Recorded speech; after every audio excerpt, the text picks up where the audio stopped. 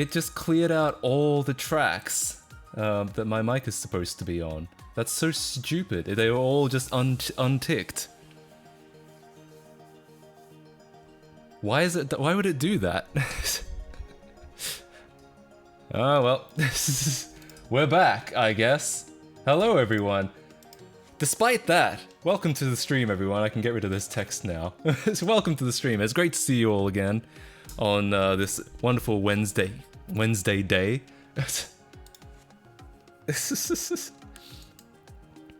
But welcome to the stream. How is everyone doing? Sorry about that. I don't know why it would do that. Maybe maybe OBS updated recently and like some of the settings were corrupted. Open source audio.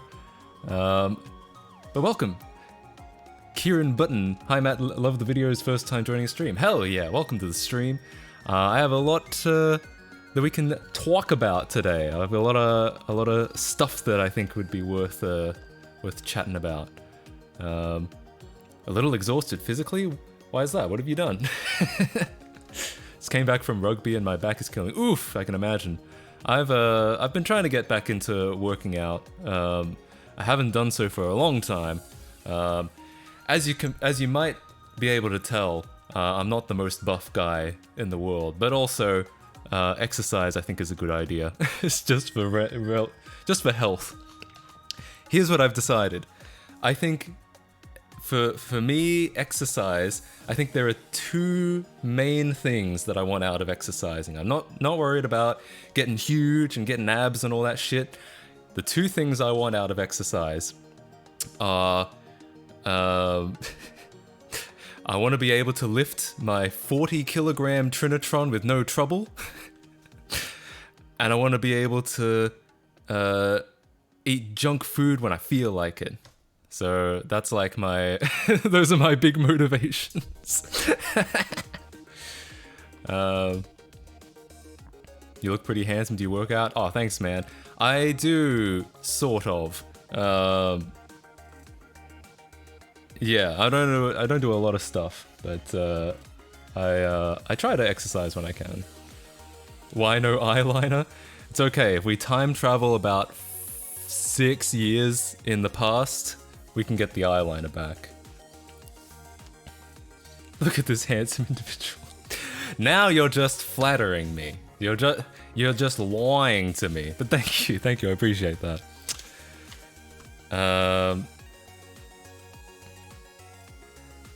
Yes. Oh, I didn't actually get rid of the text. Lol.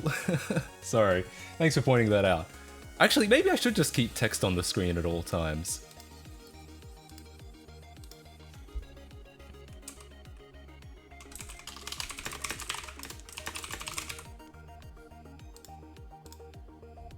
Uh-oh, that's big. There. If someone asks why there's text on the screen, don't tell them. Let us see the GameCube. The GameCube, I have it. It's in the back. It's in a storage drawer at the moment. I could go get it, but I'd have to step away for a minute. Epic gaming chair in the back. Yeah, that's actually kind of. I use that as a guest chair. What I have is kind of an ergonomic chair because I'm sitting at my computer for such a long time. But that's like a comfy gamer chair that the guests get when they come over. So when all one of my friends come over, they get to sit down. Is that a 5-seater couch behind Matt? Yeah, we actually talked about that in the last stream. It's actually supposed to be a bigger couch. There's supposed to be like a section that turns into an L. And they asked if I wanted it, and I was like, I don't think I have the space for that. So, in theory, the couch was originally bigger than it used to be, but it is not. It is now only a 5-seater couch. It's a great bed. Again, if guests come over, if all one of my friends come over, they can sleep on the couch. Casting couch. Oh boy! There's that meme going around now where it's like, I'm gonna get banned for bringing this up, I'm sure. But hang on. Oops, that's my OBS window still. Oops, it's my Discord. Professional streamer. Actually, I guess I'm not a professional streamer. Right. Yeah, there's this meme going around now. And honestly, they should be adding this couch to the list. That's what I'm saying.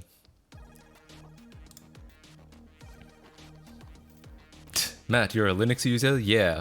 As of like this year, I've been wanting to like get off Windows for quite some time, but it's only recently that I've been able to really make that viable. Get ready for the Twitter cancellation. Speaking of getting cancelled, last stream, we attempted to recreate a famous Bill Gates poster in Photoshop because apparently it's almost certain that no prints of it still exist. I can show you exactly what I'm talking about.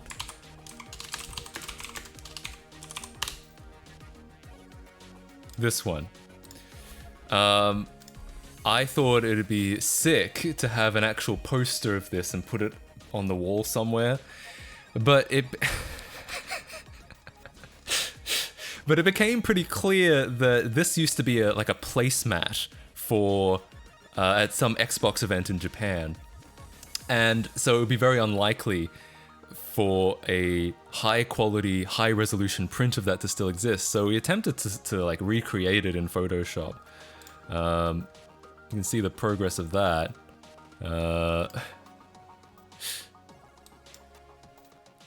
Oof. Yeah, see. Oops. Oh, I'm trying to figure out what layer this is. This one, okay. There we go. Sorry about that, you can't see any of this. And it's jumped to my Discord again, thanks OBS.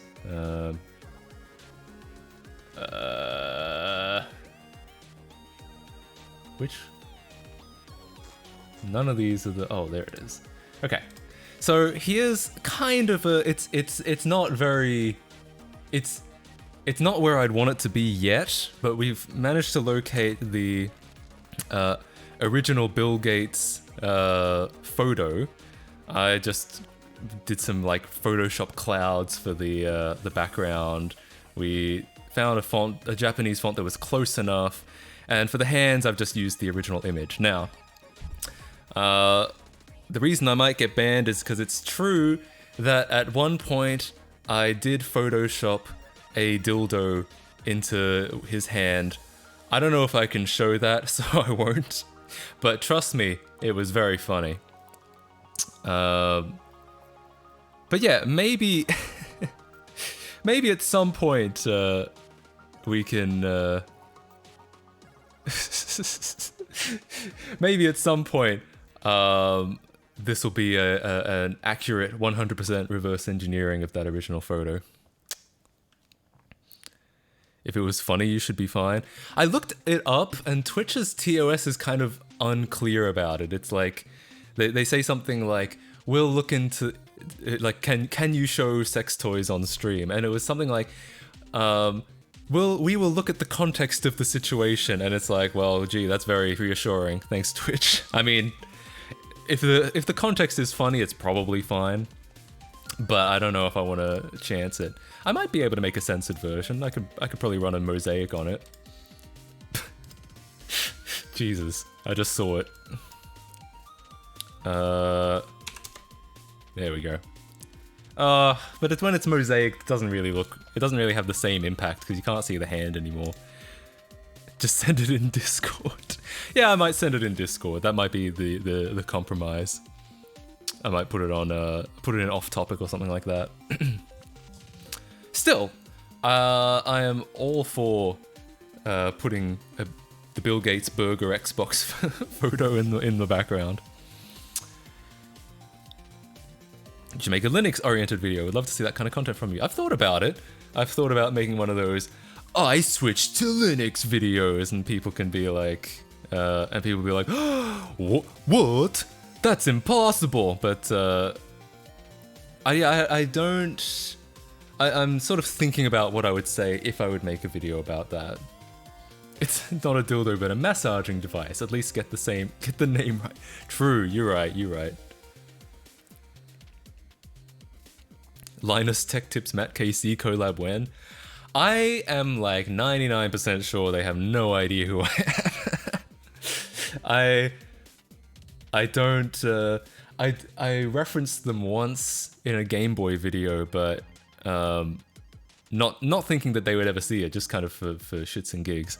But I don't think. Actually, that's not true. They have featured a project of mine in a video of theirs once. It's kind of untrue that they don't know who I am. But as a YouTuber, they probably don't know who I am.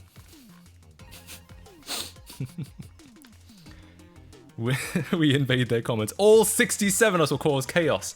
Here we go, boys. I've mentioned your name to an LMG employee before. Yeah, man, thanks for the hookup. What kind of employee? Like one of the editors or something? I know a guy, you see. What Game Boy mods have you done?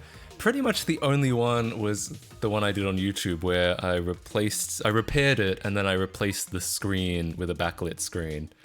I don't think I've done anything other than that. I've wanted to do one of those USB-C mods. I'm sure you guys have seen this before, but ooh. Oh, because I closed Photoshop, I think. Strange. Well, hang on. I don't know why I'm not in studio mode. Here we go. Basically, you can replace the. Why are these all memes? You can replace the AA batteries with like a lithium battery that gets charged through USB-C. So you could just charge it off any computer or any phone charger, anything like that. I think that'd be pretty sick. The only problem is I think it costs like $100. If you really like Game Boy and you really care about it, like it's probably worth it, but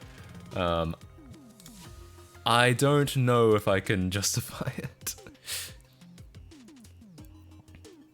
Drop the Discord link. Oh yeah, sometimes we have a bot running that will post the Discord link, but not today. The bot is a little bit out of commission at the moment.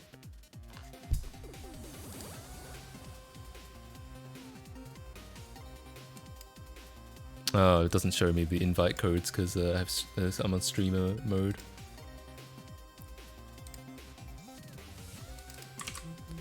Oh yeah, someone got it. Good enough. Let me... Alright. Okay. Yeah, so there's a link now. The bot got beat to death in Wisconsin. True! No, it's actually a bot that I wrote, but I neglected to... The problem is, to get chat access you need an OAuth token, and that token can expire, and I haven't written code to like automatically refresh it, so I would have to manually refresh it, and I just haven't gotten around to doing it.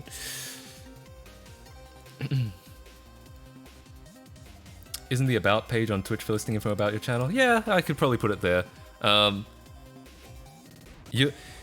think that's probably a good idea. The only reason I haven't is because I'm not a very good streamer.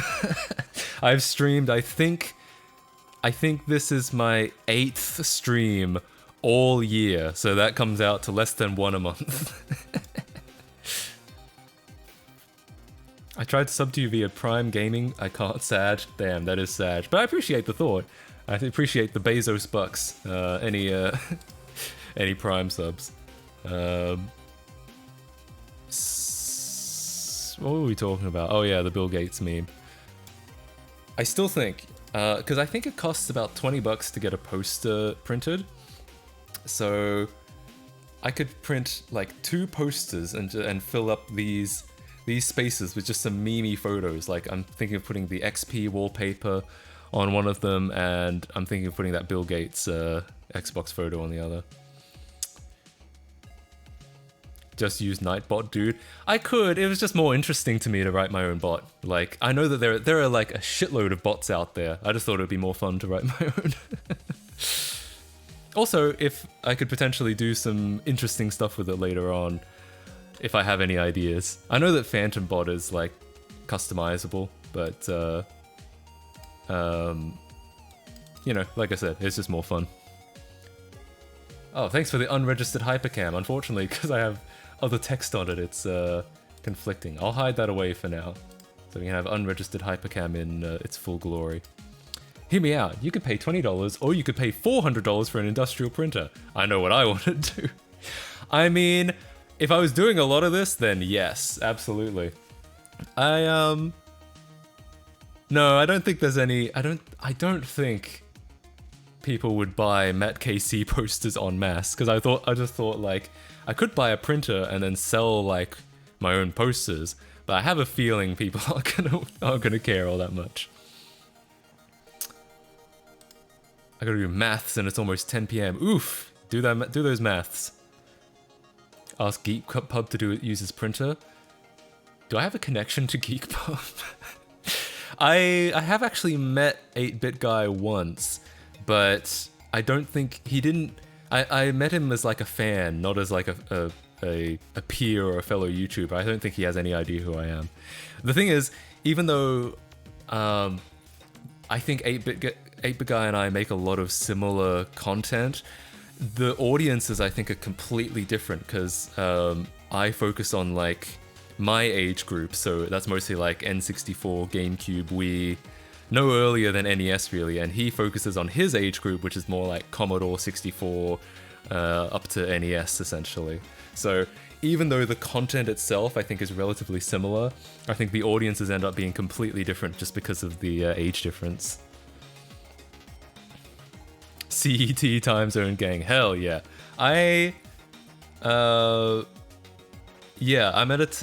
This is a stream time that works reasonably well for people in American time zones and European time zones, but rip to my Australian brothers, because it's like 5 in the morning for them. At some point I think I'll stream like in two different times so I can try to cover more time zones, but there's basically no one time where you can stream and cover all the time zones. You basically either have to stream for a really long time or stream at like 2 separate times. Look in the Discord. No way! Holy shit! Alright, I gotta get this. I gotta get this on screen.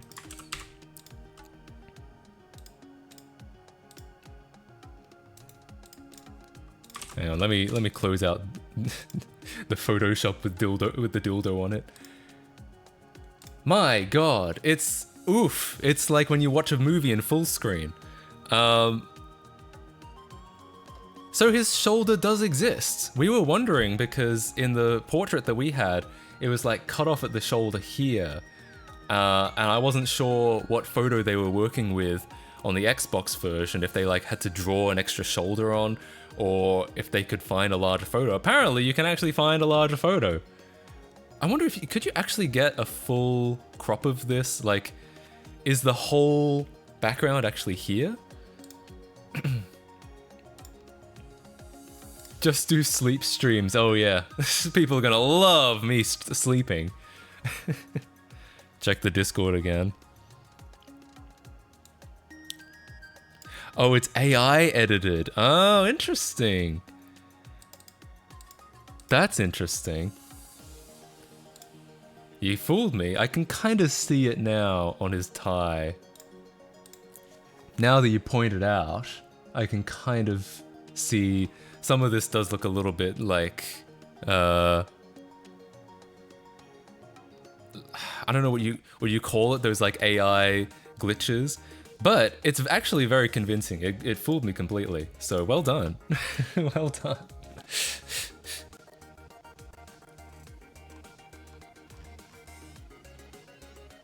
It's infinite content if you think about it. What, sleeping? I don't know if I'd call that content.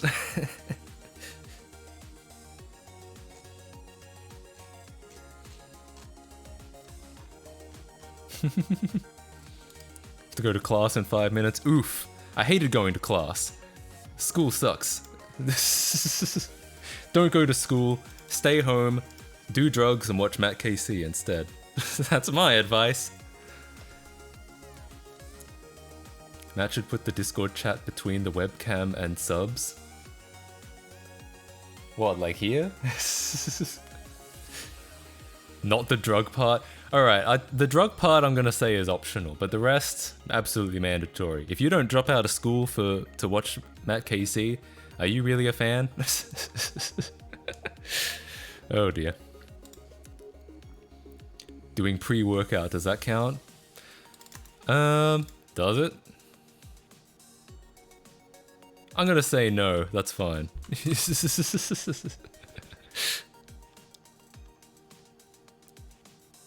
Swords are great, you right. Be a fool by going to school. I wonder if I'm sure that marketing would ever work. Okay, so there's something that I want to play. And it is a meme that I have completely missed somehow. I've seen this guy around. This guy, Baldi's Basics. I've seen this guy around, but I have literally never known where he's from. It's like an entire meme that I've never seen before. So I kind of want to play the game. Would people be interested in watching me play the game? Also, cosplay, I guess.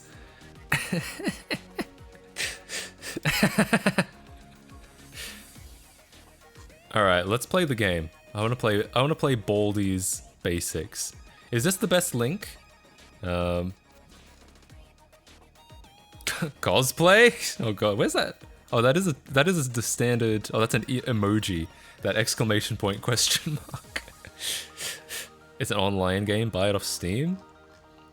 Should I buy it off Steam? Or should I just use this link?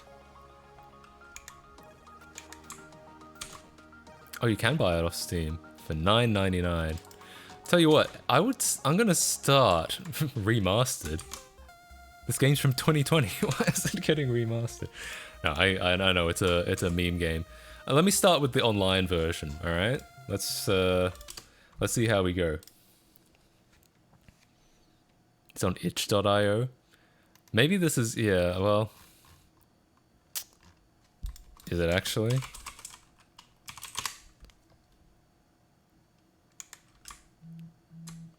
Crack it on BlueStacks? What, the Android version? Oh god. This, I have a good feeling about this. The new demo. There was a Kickstarter? No way. It's from 2018. Oh, the remastered version. But this version says 2020. Well, I don't know. I'm confused.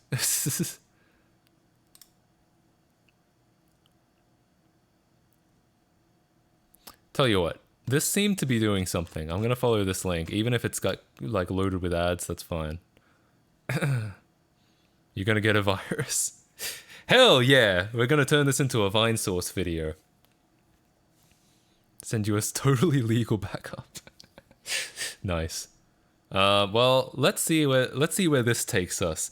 There was a lot of Russian or a lot of Cyrillic on that loading screen. That online isn't real. Well, that's even funnier. I'm gonna try it out. Baldi's Basics in education and learning. That's me.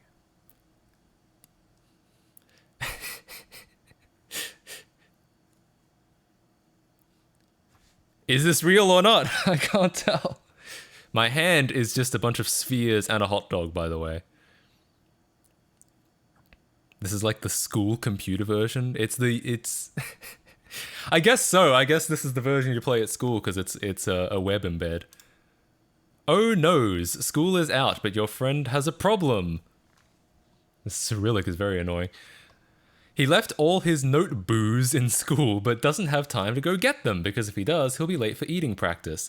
To help him out, you have to go back in the school and find all his notebooks for him. It won't be easy though. Baldy loves challenging his students with fun trivia problems whenever he can. Each time you find a notebook, you'll have to answer some questions. To win the game, you must find 7 notebooks and then exit the school. You have to have fun too, of course. Uh-oh, mandatory fun. That's never a good sign. Options. Turn sensitivity. Cool. Very helpful. All right. Well, let's see how this goes. This might be fake, but even so, I'm ready for some historicality. That makes me say yum. Story. Oh God. Oh ew. Why does he open his mouth like that? Oh, I hate that. Collect all 7 notebooks and then exit the school to win. Why is there a comma in there? Endless mode. Collect as many notebooks as you can. Oh, I see. There are modes. Well, we got to play the campaign, right? Oh, hi. Welcome to my schoolhouse. Ew. Okay. All right. It's a little loud, isn't it? Maybe I might turn that down. Hang on. Here we go. Turn that down to like 50. Okay. I notice I have a health bar. I'm not exactly sure. How do I lose health in school? What goes on in this school? Can you do full screen? Maybe. Here we go. Yes, I can do full screen. Excellent.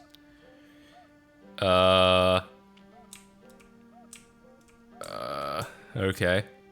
Door. It looks like the entrance to McDonald's. You need to collect 2 notebooks before you can use these doors. But why? Why are the doors locked? Why do you need notebooks to go in them? Shift to sprint. Oh, thank God. Oh, thank God. I was worried for a second there.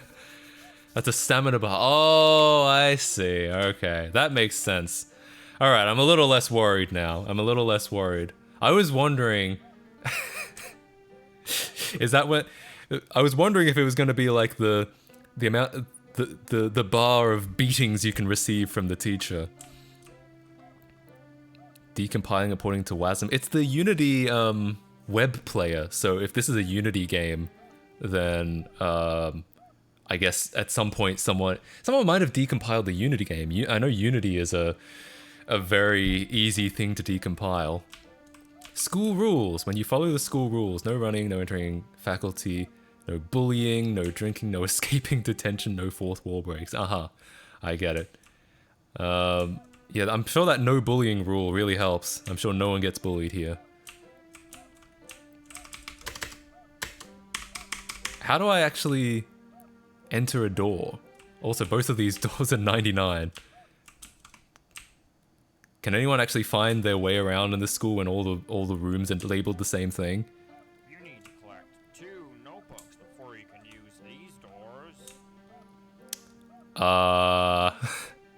What about this door?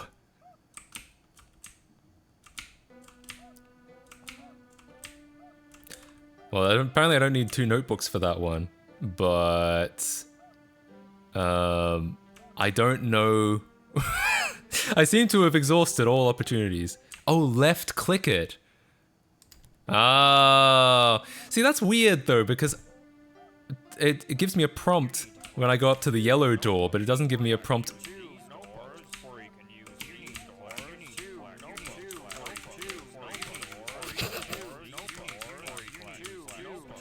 Anyway. Unity generally exports to ILTCC. Yeah, I know, but this game is old, I think. It's at least, someone was saying earlier, it was at least like 2018 or earlier. Yellow door you don't have to click. Oh, I see. So that's like a feature of the yellow doors. I guess some schools do have automatic doors, that's fair enough. Oh god. It's just ominously floating. I do like how they've got they've nailed the billboard effect where these 2D sprites just constantly face you. That's very 90s. I like that. Click it. Oh, why? Stop it! No, I hate that. I don't want to look at that. I hate his mouth moving. Oh, that's so gross. Oh, I hate. It's disgusting. Press the enter key on your keyboard when you think you have the right answer. Problem 1. 4 plus 4 equals... Well, I gotta type in a wrong answer and see what happens. Oh god, he's so angry! Okay, alright, fine. Correct answer. After each question. Oh, why is he still angry? I at least got one right. I hear every door you open. Oh shit. What?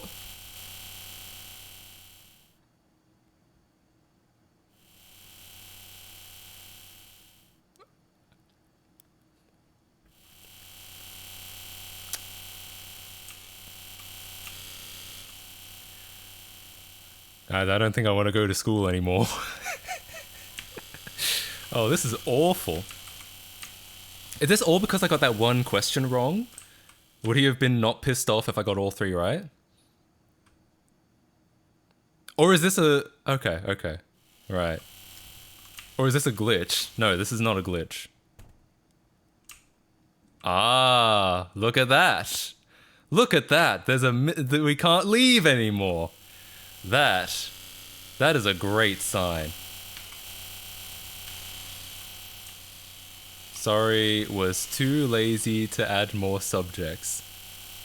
I bugged the game? Are you so it's not supposed to sound like this? Seriously? Ew. I hate his head. See, okay, no. Alright, let's just keep going, shall we? It's probably the web player. I can't tell, because I know this game is supposed to be, like, spooky, but is it not supposed to be this spooky? Let me turn that down. It's a really obnoxious noise. You saw him for a second? I didn't see that. Oops. Alright. And now he's not here. Okay.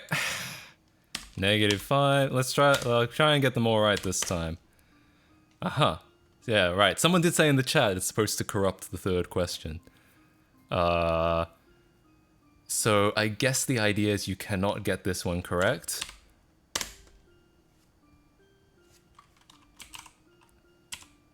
Oh, no. I was going to try and write something, but I wasn't able to. The game bugged out. He's not supposed to do that.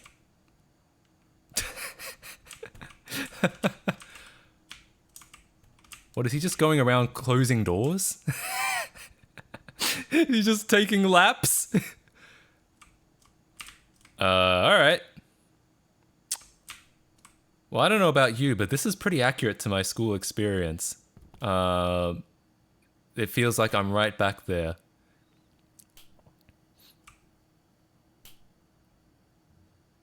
Oh. It's supposed to turn into a survival horror game, but he's supposed to have chased... Oh! Just as you said that. Alright, fair enough. I fixed it. Oh, I fixed it by getting the math right, right?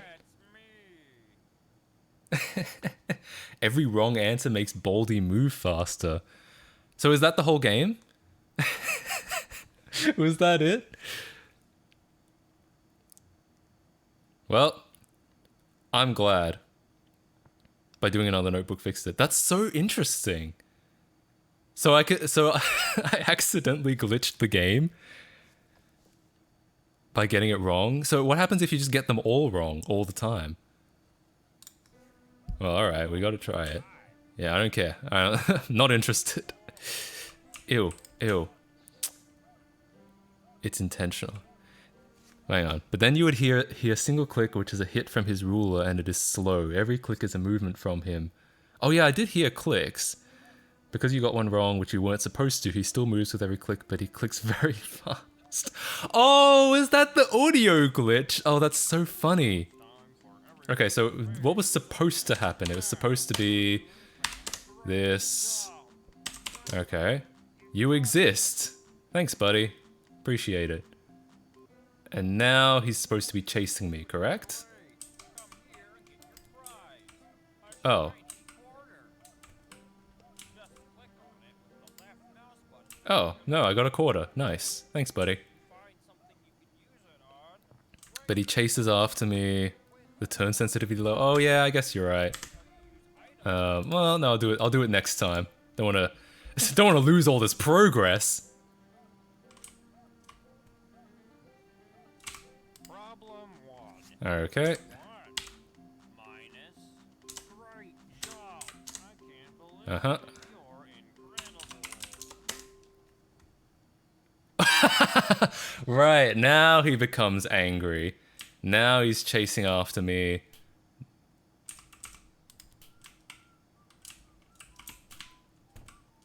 So now it's like, now I'm supposed to like escape from him, right? Oh God. That's so funny. Oh yeah, I can sprint, I forgot.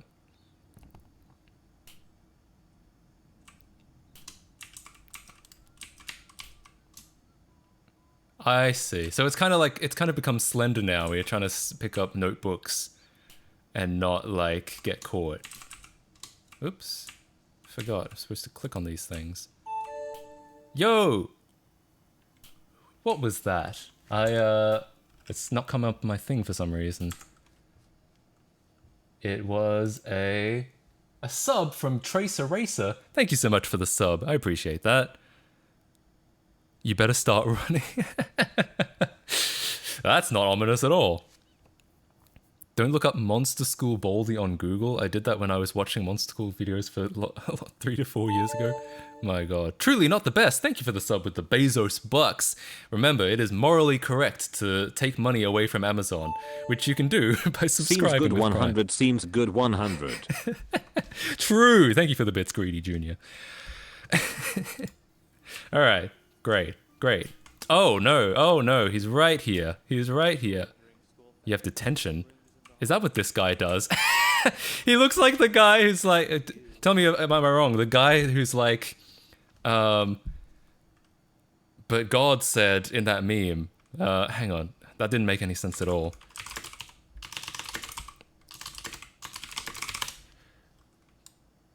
This one, he looks like this. He's got this exact expression.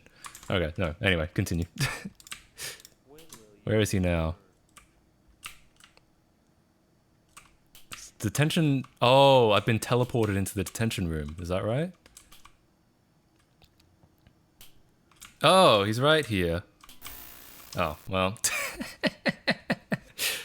Oh, well. Thank you for the bits, Fairy Ball. The 20 bits. What music do you listen to? I listen to a lot of like random stuff. It mostly falls into like, I guess I'd say electronic pop / rock. But I listen to a lot of different stuff. It mostly comes down to like specific songs rather than specific genres. Interesting. So the fact that I got it wrong the first time and he was just like infinite speed.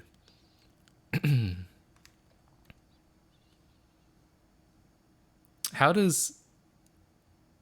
Oh, I see. So endless mode means that it doesn't stop at 7 notebooks. You just keep going for as many notebooks as you can get. And then story mode is 7 only, alright?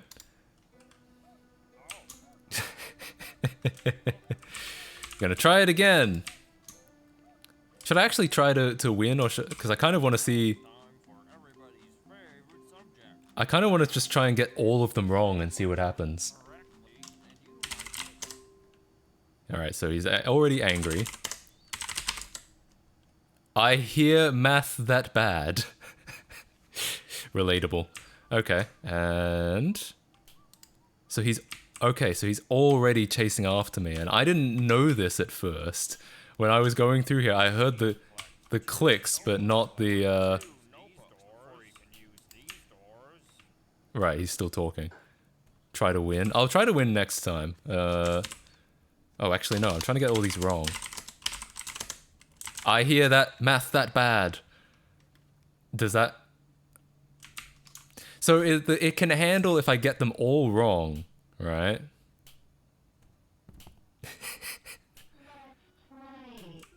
Who's this? Oh, alright. Here we go!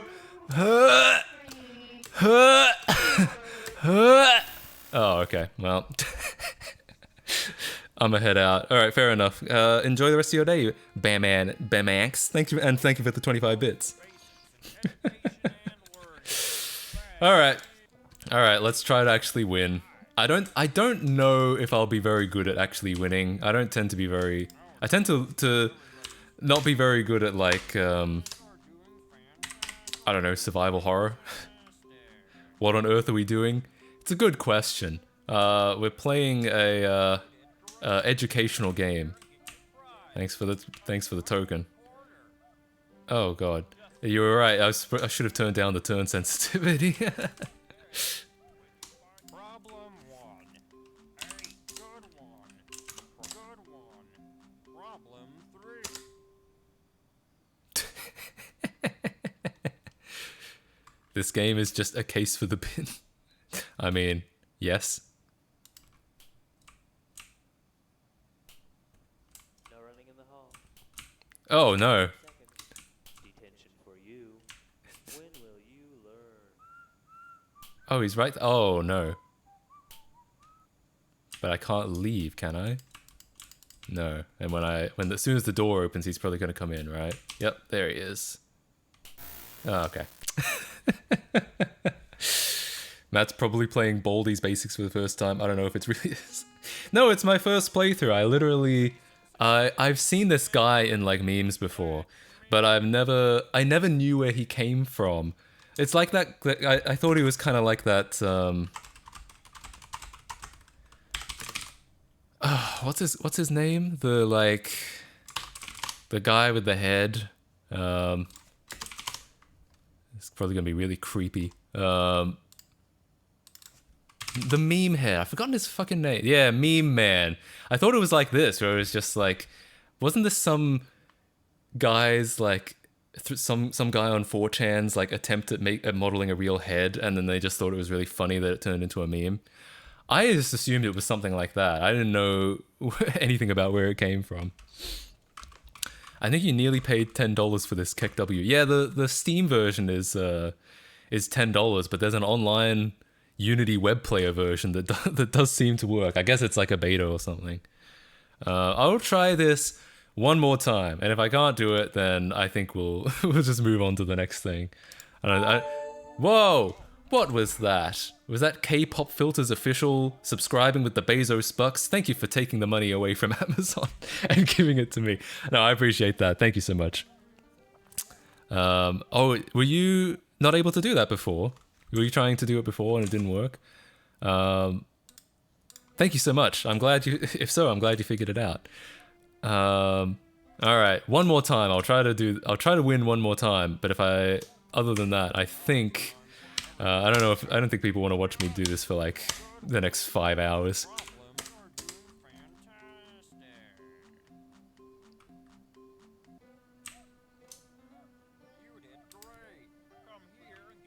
What if I just don't pick up the token? Do I need to pick up the tokens? I only need to pick up the notebooks, right? I get angrier for every problem you get wrong. Interesting, the string is different.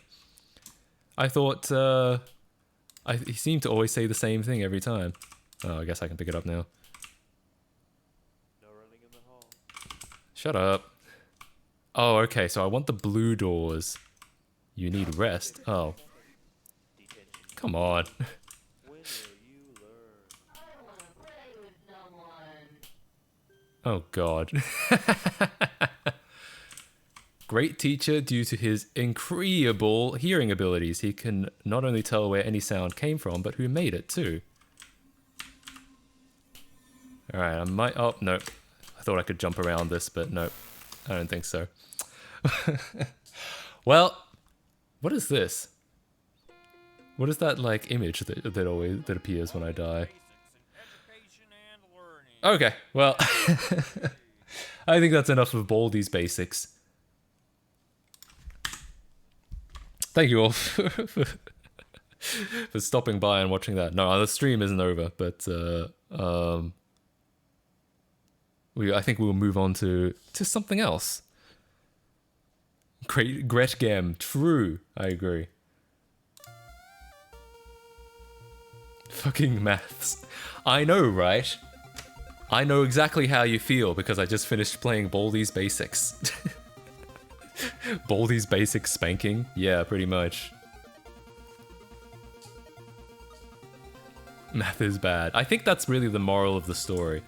If there's any moral to Baldi's Basics, it's that math is bad. Oh no. Play Doors. You've sent me a link. Honestly, Matt should completely decompile Baldi's Basics and fix all its issues. I wonder if this version, this web version, is like still in C#, like IL, and I wonder if that means it is decompilable. How do you download a Unity? I don't know if I'll get super into it in this stream, but I wonder how you download a Unity web game. The web version isn't, but the desktop version is and always has been. That's interesting. So do people actually like mod that game? Do people actually mod Baldi's Basics? Do they make like Baldi's Advanced? The community's already decompiled. Yeah, it's not, if there's already, if it was a widespread meme and it was always in like C#, then I can imagine. Matt, what's your skill in x86 assembly? It's reasonable. I can usually like, if there's something I need to get done or I'm trying to read something, I can usually figure it out. But I'm no like expert. Thanks, Unity. I know, right? I actually have a video. Ironically, I actually have a video coming up very soon about Unity and decompiling. That'll be up like within the week. How do you like floating point instructions at x86?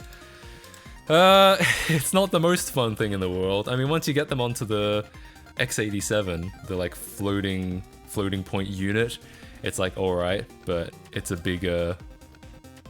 It can be a challenge for sure. I haven't had to do so much of it because I used to do my Lego Island mods straight in assembly. Since I started doing like code injection, I haven't really had to do that so much because I'm doing like I've been able to write like C++ injection codes a lot better. I love SSE. What do you mean? Yeah. I've written SSE, but not in assembly, only in C++. Baldi's Basics texture mods. Oh my god.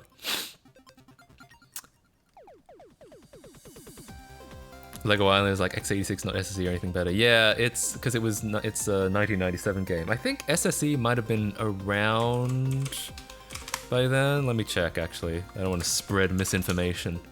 Oh no, SSE was 1999. MMX was what was around. It has like. Really, it has an option for like MMX instructions, but it's not. Yeah, you can turn them on or off, but not like it doesn't make a widespread use of them. Baldi's Basics in Lego Island. You know, honestly, when are we gonna put other games into Lego Island or vice versa? Because there was that, because people have got... Hang on. Yeah. Because... Oh, ew, it's a YouTube ad. I need to log in because I have premium. I haven't logged into this one yet. Because people have put Mario 64 and Sonic Generations. That's exactly what I was gonna bring up. Yeah. Look at this shit. Who would have thought in this day and age? Where's the oh right, I muted it for the ads. Oh, I don't want to hear anyone talking. I don't want to watch some YouTuber. Yeah, you can already do this. So when are we gonna put like Mario 64 and Lego Island or vice versa, right? Use Opera, it has an ad blocker built in. I know. I don't. The thing is, I don't. I try not to use ad blockers, and I know that that's an unpopular opinion. But I figure that as someone who makes as someone who relies on ad revenue, I figure it's kind of hypocritical for me to then block ad revenue on other people's things. So I try not to use ad blockers, and on stuff like YouTube I have premium, and on Twitch I have turbo. So I like to. I'll give some money for the to not see ads, but yeah, I should. I know. Anyway, it's not just ad block, but user script managers are getting deaded again. Are they like Tamper Monkey and shit? Generations SM64. I didn't know there was a GitHub repository. I've seen this footage before though. Yeah, we haven't. I haven't done a lot of a lot of the engine stuff with Lego Island is just kind of like stalled. And also the thing is, and I say this with utmost love towards Lego Island, the gameplay of that game is not very deep. Like, it's not exactly like people are clamoring for. Like, the thing about Mario 64 is that everyone likes the physics in Mario 64. That's why it's such a good speedrun game. It's not like everyone is clamoring for the gameplay of Lego Island. But yeah, I think if we put Mario 64 in Lego Island, that could be interesting. That could be like a fun novelty thing. Tamper Monkey and stuff like that. Yeah, I have Tamper Monkey. I use it for a couple things, like to get around like websites that won't let you scroll through them without being logged in. I think that shit's really annoying. So I have some user scripts, but I try to keep like I try to support ad supported websites where possible. If you put a dash between the T and U, is that real?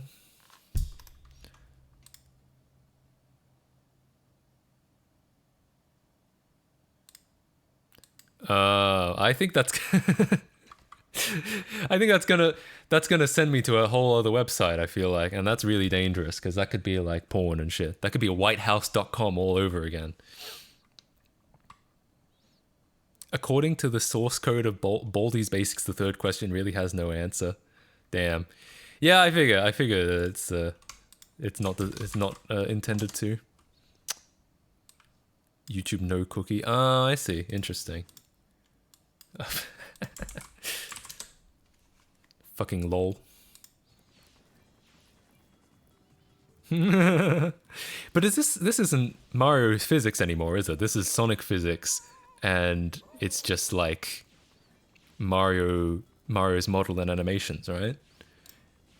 Whereas this, oops, God. Whereas this one I think is actual. God damn it! We're gonna look at Baldi's Basics while that ad plays. It is Mario physics, so the way it works is you can be in Mario. Oh yeah, actually you're right. I think I read about that. It's like Mario physics until you go into like ramps and shit, and then it becomes Sonic physics. Yeah, now I remember. I forgot about that. Skippity doo dah.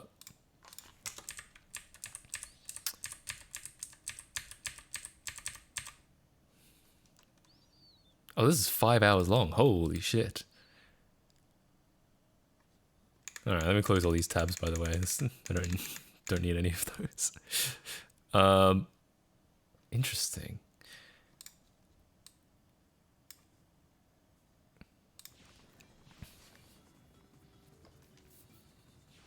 It's so funny. Yeah, so honestly, I'd be totally down to try and get Mario 64 into Lego Island. We don't have much knowledge about the engine. And the thing is that yeah, like I said, there's not a lot of like widespread motivation to mod Lego Island just because people aren't necessarily clamoring for the gameplay. People usually only like it for like for the story or for nostalgia. I'm happy to catch you live stream. I'm glad you're here, K-pop Filters official. I should be streaming relatively frequently, at least like I want to aim for at least once a week, but you know, hopefully more. I can look at the code. Ooh. Ew, GitHub in light mode. I'm still not logged in. Ah, I see. Right. So there's like a, if I'm understanding correctly, there's like a bit where, yeah, right. There's like a bit where it, well, yeah, it'll either switch between Sonic controls and Mario controls, depending on the situation, depending on the state. That's pretty cool, though. Yeah. Yeah, I see that. One of these days, Mario 64 in Lego Island. I can't make any promises on when, but one of these days. I've thought about doing more like modding stuff on stream. The thing about modding on stream for me is that usually I need to, when I'm like trying to solve a puzzle, I need to like concentrate, and then if I'm getting distracted by chat, I feel like it will make it really hard. Also, it's just kind of like, if you can imagine like trying to code while people are like staring over your shoulder, it kind of feels a little bit like that. Not that, you know, not that I think you guys are judging me necessarily. It's just that it just becomes harder to focus. What I could do is kind of a compromise where I'll like mod stuff off stream, but then like show off the progress on stream. So I like come on stream and just be like, yeah, I did this, this, and this, and this. That could be kind of cool. This explains it perfectly, but I don't know how good YouTube translated CC works. Is it not in English?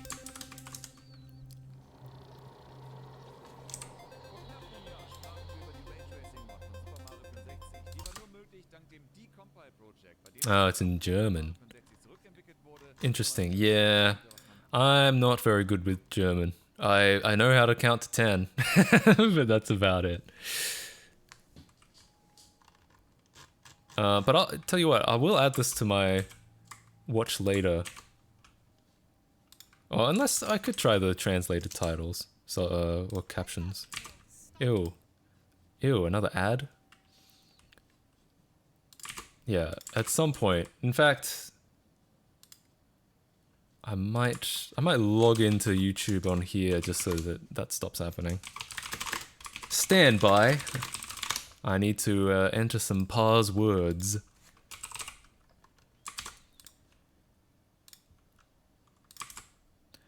Check Discord. Just call me Mikey. Okay, I'll try to remember that. I may just call you like K-pop or something because that's what I'll see in chat, but I think I appreciate that.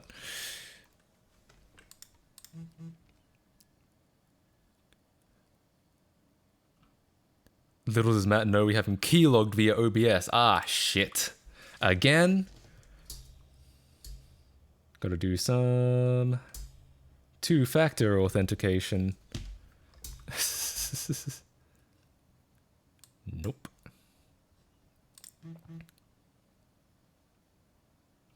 Alright, fine. Hopefully that's alright. Yes. Okay. I could also live translate it on Discord for you. That would be interesting. Yeah, I'll think about it. Hang on. I'm just about to finish logging in.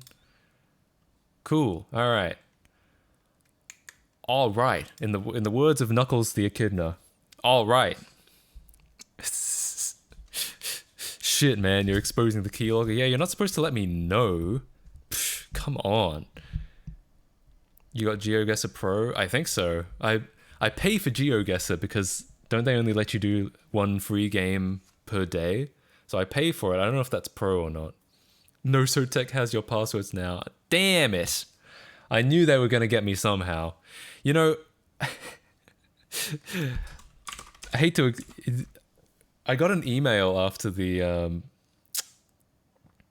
after the Pyongyang racer video. I posted it in the Discord. I'm gonna bring it up because I think it's funny.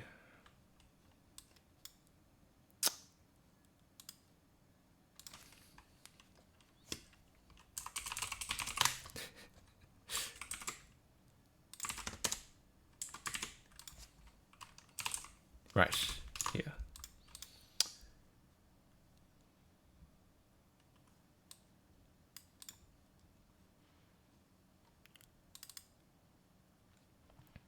Okay. I'm trying to show this, do this without showing any sensitive information. I got so.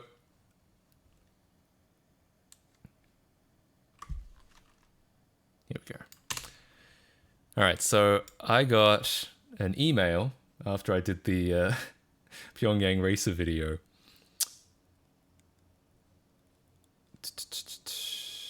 Here we go.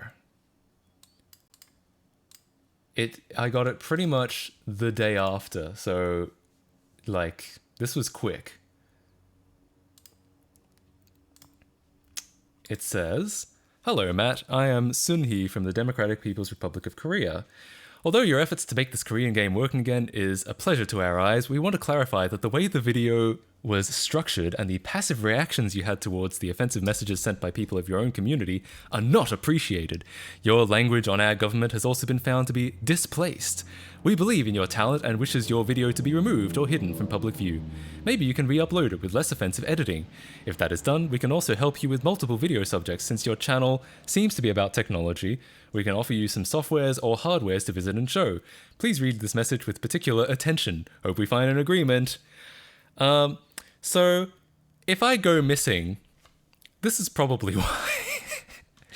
Look, I don't actually think this guy is from like the government or anything. I don't think we kind of looked into his email address, and he's from some like forum where some like North Korea centric forum that's trying to like improve relations with the West.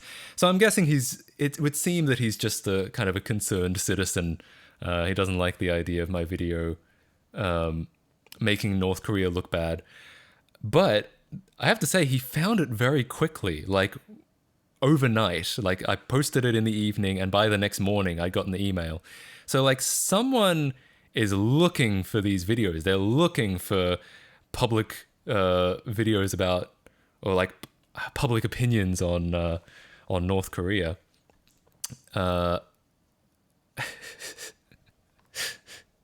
Maybe Matt is getting cancelled. I'm getting cancelled IRL, I think. And I get that. I know that some people did say that that I wasn't providing a very nuanced opinion on North Korea. I was just kind of making the same, not the same, but I was just kind of making jokes about the North Korean government over and over again. And I acknowledge that you know, I don't mean to offend anyone in North Korea. However,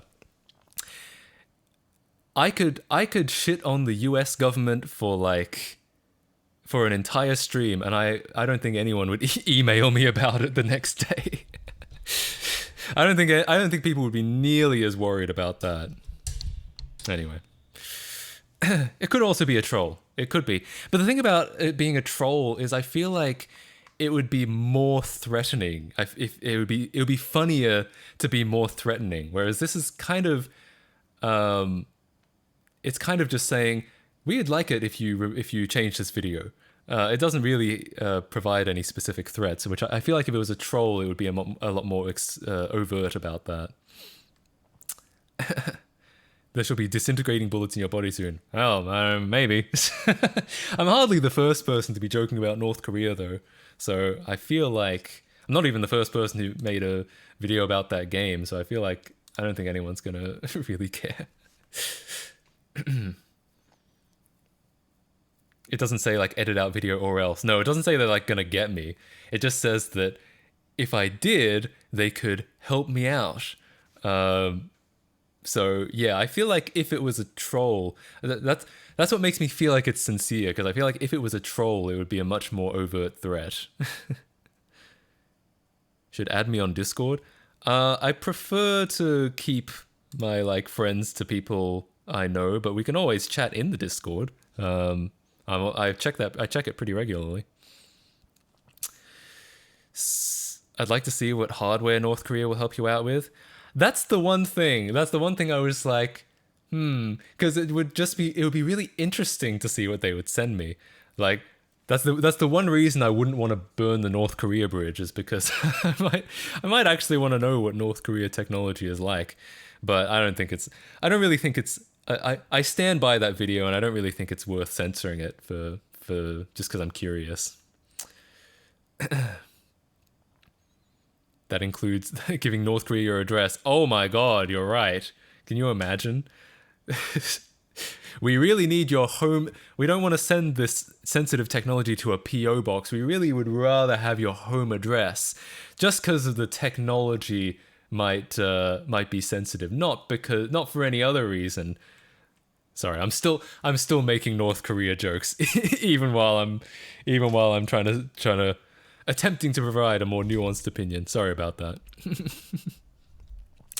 I heard North Korea tested a ballistic missile recently and it went roughly in your direction. In theory, you're right.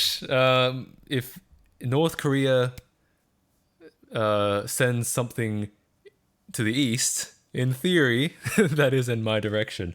But I there's a lot more in where I am. There's a lot more to worry about than me.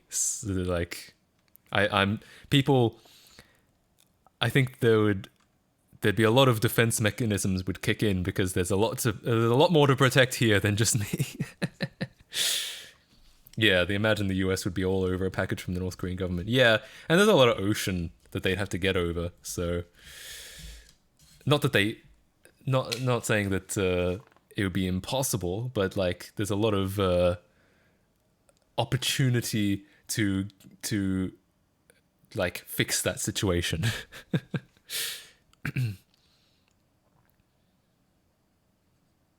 Liz Truss, whatever her name is, Liz Truss. I know her. Well, I only know her as the like UK government. I don't know her personally.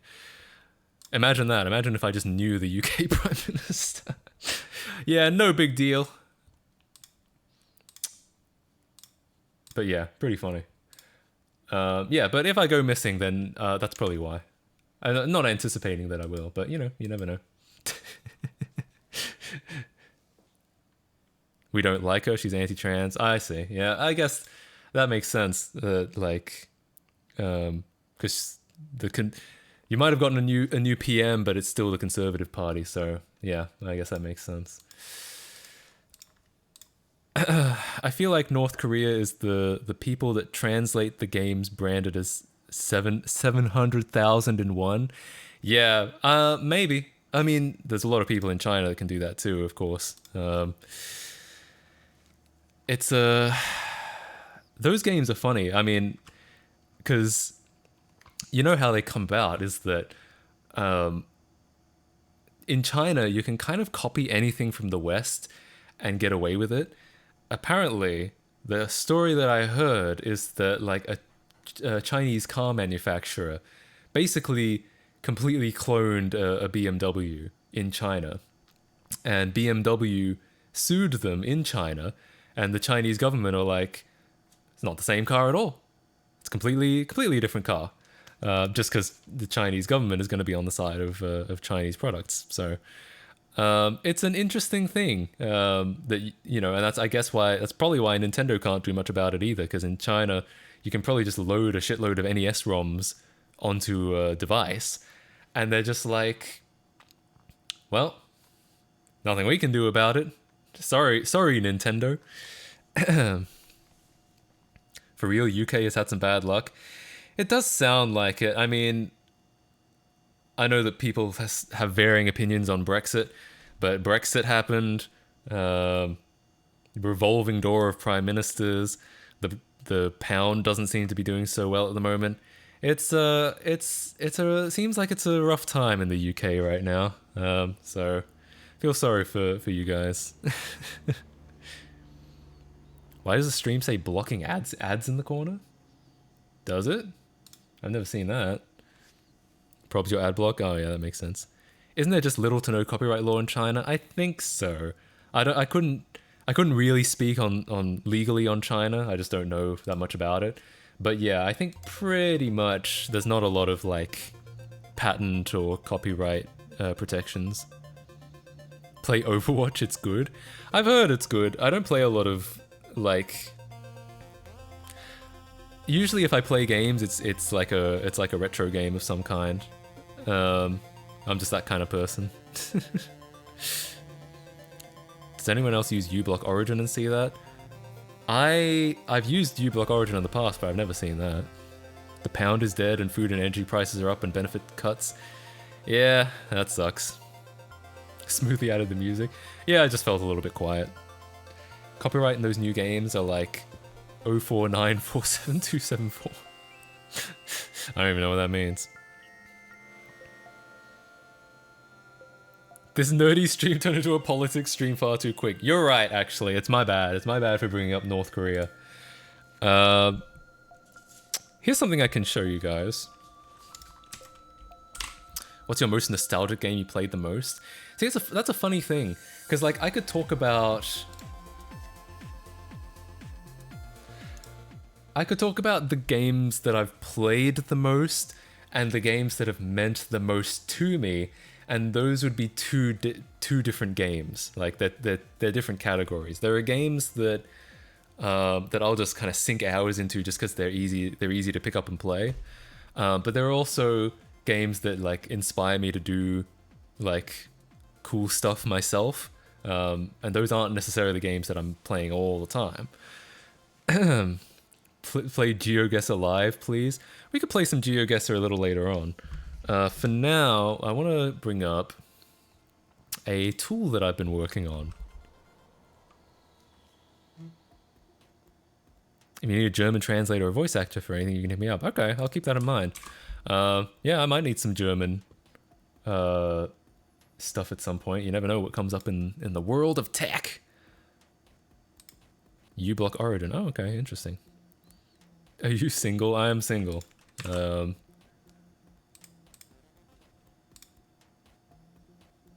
Okay. So I've been working on a tool recently. I haven't really... It's not complete enough to really talk about on the YouTube channel, but I figured it'd be an interesting thing to talk about on the stream. It is a brand new Lego Island modding tool. Trying to figure out the best way to show this, because I want to show like all the windows, which means I'm gonna need means I should probably use a display capture, right?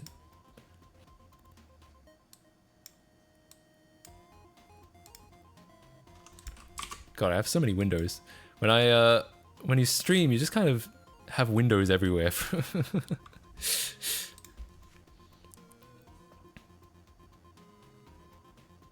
Oh god, the Germans are taking over. Oh no.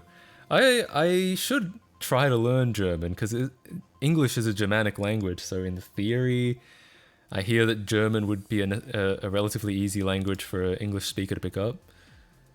What time is it for me? It's 1 in the PM, Pacific time.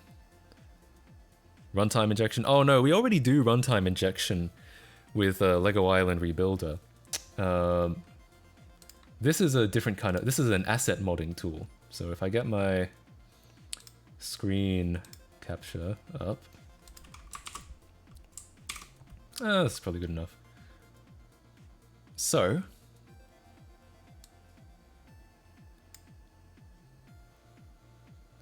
Okay.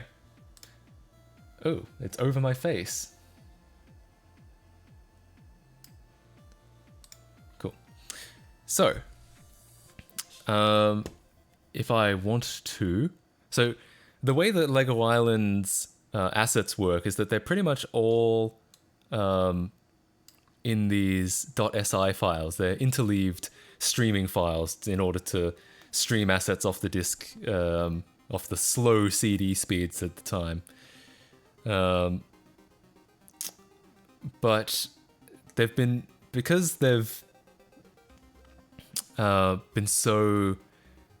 Because all the assets are kind of wrapped up in it, it's what everyone has had to try to reverse engineer, and there's been varying amounts of success. There are a couple extractors that do a reasonable job, but even most extractors can't get everything. So I've been working on a tool to try to get everything, and here's what we've got so far. So in fact, what I'll start off with is no CD. Everyone likes no CD. All right, so it's a made up the no CD file is the only file that gets installed to the hard drive because it's what tells you if it couldn't find the CD, so it can't be on the CD. It consists of a smacker video and a WAV file, and altogether it makes the famous video we all know and love. Oops, you have to put the CD in your computer. Matt, can you replace the you have to put the CD in your computer with you have to put the CD up your ass? You absolutely can. In fact, one of these... Oh, God. Oh, dear. In fact... I don't know if I actually have it anymore. Yeah, I don't think I have the video anymore, but there was a video where...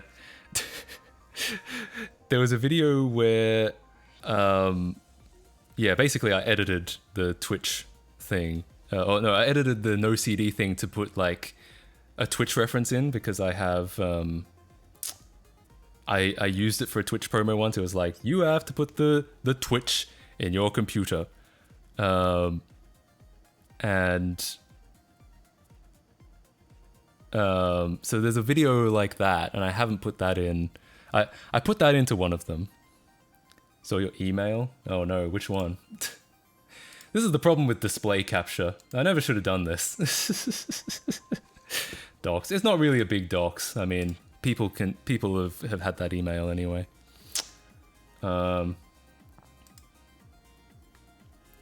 here we are again. It's Matt Casey. Yeah, I mean that one's already out there. That one's all of my GitHub commits are done with that email, so it's fine. So, anyway, back to this. What we did was. Here's the intro script. I think this is the original. All my files are all over the place. Oh God. Someone's made a clip. Oh dear.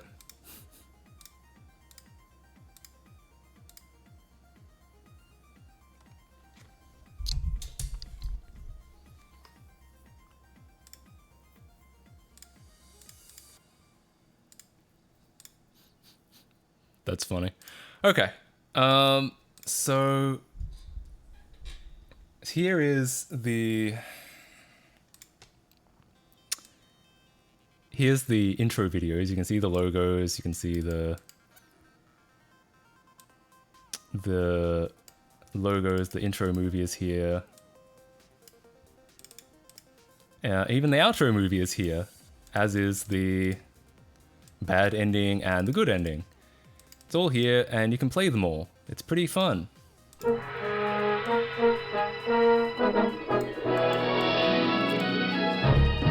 Also, I want to point out something, which is that all of these videos are 320 by 240, with the exception of the Mindscape logo. It's the only one that's 640 by 480. Like, they were the only ones important enough to get a 480p video. Are they just in normal video files? They are in smackers, which was a very popular, like, game format of the time.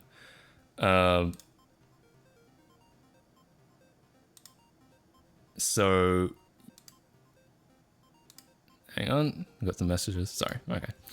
Yeah. So,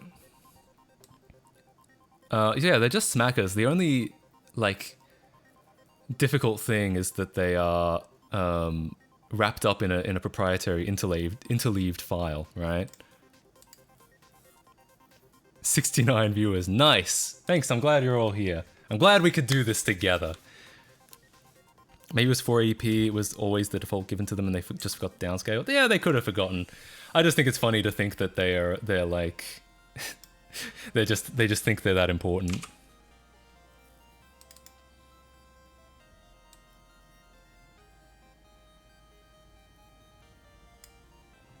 Let me think. What other SI files work? Oh yeah, the credits. This is a weird one. The credits, the first 500 or first, I think it's 500, or at least the first 499 entries are blank, and then the credits are at the very end. And the credits are comprised of a smacker, which is the credits themselves, the music, obviously, and then a bunch of bitmaps, and you can actually see the location data and the start time. You can see all like where the images appear on the screen and what time they appear, and you can actually edit these, which is kind of nifty. This tool supports, to a small extent, it supports being able to reconstruct them. It can't do everything yet. There are some SI files that still refuse to reconstruct, but most of them still work. Yes, it's possible to create. They are SMK2s, and with an old version of Smacker, you can still create them. So here's what we've tried to do. I think, yes, this is a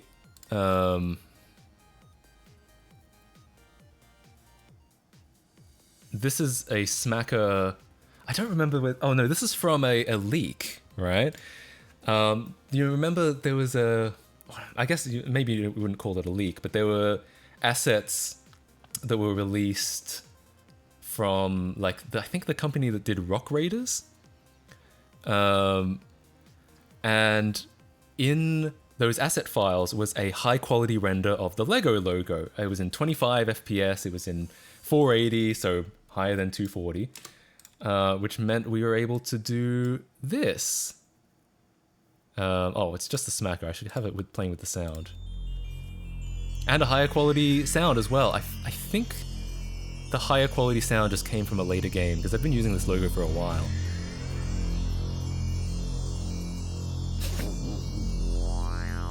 Oh yeah, and this version has like the software thing. The version from Lego Island itself doesn't have the software thing. Yeah, one of my friends found this logo, and so we put it in, and it's pretty cool. What's kind of nice about Smacker as well is that you can actually compress a lossless Smacker image. Now, no one ever would have done that back in the 90s. That would have been completely like it would have been completely a waste of space. But we can do it here because we're not worried about space. We have SSDs and shit. We have terabytes of hard drive information. Doesn't matter. Smacker sounds so stupid. You're kind of right. I've always hated the name Smacker, but that's what it's called. That's what we have to call it. Lego? Nah, not important enough for high quality now. Mindscape? That needs the highest quality. That's what I'm saying. What did Mindscape do anyways? Maybe they were the ones responsible for the video, so they decided they really are. Maybe. No, Mindscape was the developer. So like Lego licensed their IP to Mindscape, but Mindscape is the company that actually developed the game. So like they wrote the code, made the animations and the assets. Actually, some of the assets were outsourced, or some of the animation was outsourced, but a lot of it was in-house. Lego Island source code when? I wish. I actually... We've tried to find Lego Island source code, but as far as we can tell, it's probably lost forever. I would personally still want Lego Island Monster to be playable on Windows 98. It is. I'm just saying that we can do lossless video, so we can inject stuff like this with no compression in it. It's a this is kind of nice, but yeah, you can absolutely do make stuff that's compatible with Windows 98. Sorry, I'm jumping around topics. I'm not being very coherent. Is that in Lego Island Rebuilder as well? No, it is a separate repository. It is this one. It's public, so you can use it, and we even have a Windows build. Hang on. I'll bring it up. Yeah. This one. So it's all public. I'm not trying to like keep a secret or anything, but it's the only reason I haven't brought it up on the channel yet is because it would be great to say that it can reconstruct all the SI files, and currently it cannot do that. It can reconstruct a lot of the simpler ones, a lot of the rooms, like the police room and stuff like that, but it cannot do. It can't do everything. It's not a complete tool, so that's why I haven't made a video about it yet. Matt, hang on, he's sending me a GitHub repo. What are we looking at? Ah, no, I know what this is. This is an early source code leak. I've seen this before, but it's only like, at least I'm pretty sure that's. Oh yeah, no, that is what it is. It's like several years before the final product, so it doesn't really bear much resemblance to the final product. It's interesting from a historical perspective, but it's not necessarily useful for modding. To the source code thing, you showed how people of the Mario community translated the machine code back to assembly. Wouldn't this be possible for LEGO Island as well? Absolutely. It absolutely is possible to decompile LEGO Island. In fact, I've made attempts at doing so in the past. The only thing is it takes years. Like, the Mario decomp took years. They did that from like 2018 to like 2020, I think. Or no, I think they finished in 2019. But they were working on it for years, and they have like a team. I think it's like 10 people working on that. So for one person, it would take several years. And it's not that I'm not willing to do it. But it is that there's a lot of things that I have to do. You don't really get paid while you're doing a decomp, because that's probably not legal. So it's difficult to find ways to pay bills when you're setting aside the next 3 years to work on a decomp. So yeah, it's something that I've entertained in the past, and I've always been interested in the idea, but it's just extremely time consuming. I think they are legal if it is clean room. If it is clean room, but clean room means you're not looking at assembly, and I don't think there's a single decomp where they weren't looking at assembly. You get paid to do a clean room decomp, yeah, but that would take even longer because you wouldn't be able to look at assembly. Who's talking about one person? From these 69 viewers, at least some could be able to help. Yeah, I mean, maybe. I don't think that's right. That is absolutely correct. It is a misconception that clean room means you can look at assembly. The court case was just established. Which court case? Because I've looked at a lot of court cases. Sorry, I don't want to... Not trying to start a legal debate. Is it time for GeoGuessr? I still... Hang on. Sliding on the edge of the law. Oh, I think I know what court case you're talking about. Thing is, I'm not a lawyer, so I'm not exactly...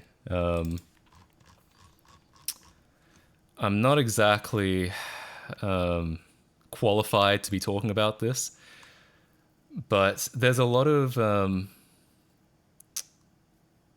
The thing is, there has never been an actual law that shows that... there's never been an actual law for clean room that defines what clean room is and isn't. It's mostly just been through lawsuit settlement, or lawsuit precedents, I mean.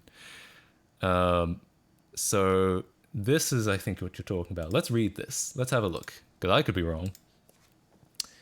In NEC versus Intel, NEC sought declaratory judgment against Intel's charges that NEC simply copied the microcode of the 8086 processor in the NEC V20 clone. A US judge ruled that while the early internal revisions of NEC's microcode were indeed a copyright violation, the later one, which actually went into NEC's product, although derived from the former, was sufficiently different from the Intel microcode, it could be considered free of copyright violations. So this would seem to claim, or this would seem to suggest that merely copying would be a violation, though if it's derived and sufficiently different, then it's all right. Now, the thing about sufficiently different is that that's not necessarily defined. You'd probably have to have a lawsuit to, like, you'd have to probably sue each other and define what sufficiently different meant in that lawsuit before you'd actually know. While NEC themselves did not follow a strict clean room approach in the development of their clone's microcode, during the trial they hired an independent contractor who was only given access to specifications but ended up writing code that had similarities to both NEC's and Intel's code. Well, I mean, this basically says that it wasn't clean room what they did, because they copied the code, but that you might be able to get away with it if it's sufficiently different. I think the thing which is confusing is why Nintendo didn't sue. Nintendo always sues. I think one of the reasons, and this is an actual thing, this is actually what I think, is that they've been very, very careful about what they say. The GTA decompilers, they said very clearly in interviews that they had used the assembly, they had hand translated that into C++, they'd used tools to help them out doing that, and those quotes in the interview ended up in the lawsuit. They were like, Take-Two used those quotes to sort of demonstrate that they were doing the wrong thing.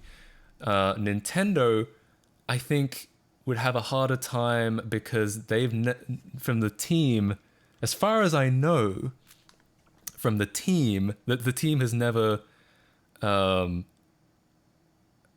has been very. They've made very few public statements about how they did it.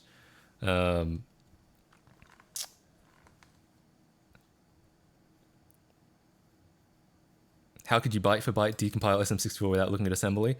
I don't think you could. I think it would be impossible to do so. But the point is whether you could actually prove it, and like whether you could convince a jury that there was no other way. You might be able to do it, but I don't know if Nintendo feels like they could, or feels like it would be worth it to do. That's my opinion. I don't actually know. I have no idea what Nintendo thinks. Keep in mind, Nintendo is the company. Nintendo is the company that set Nintendo Ninjas after 3DS modders.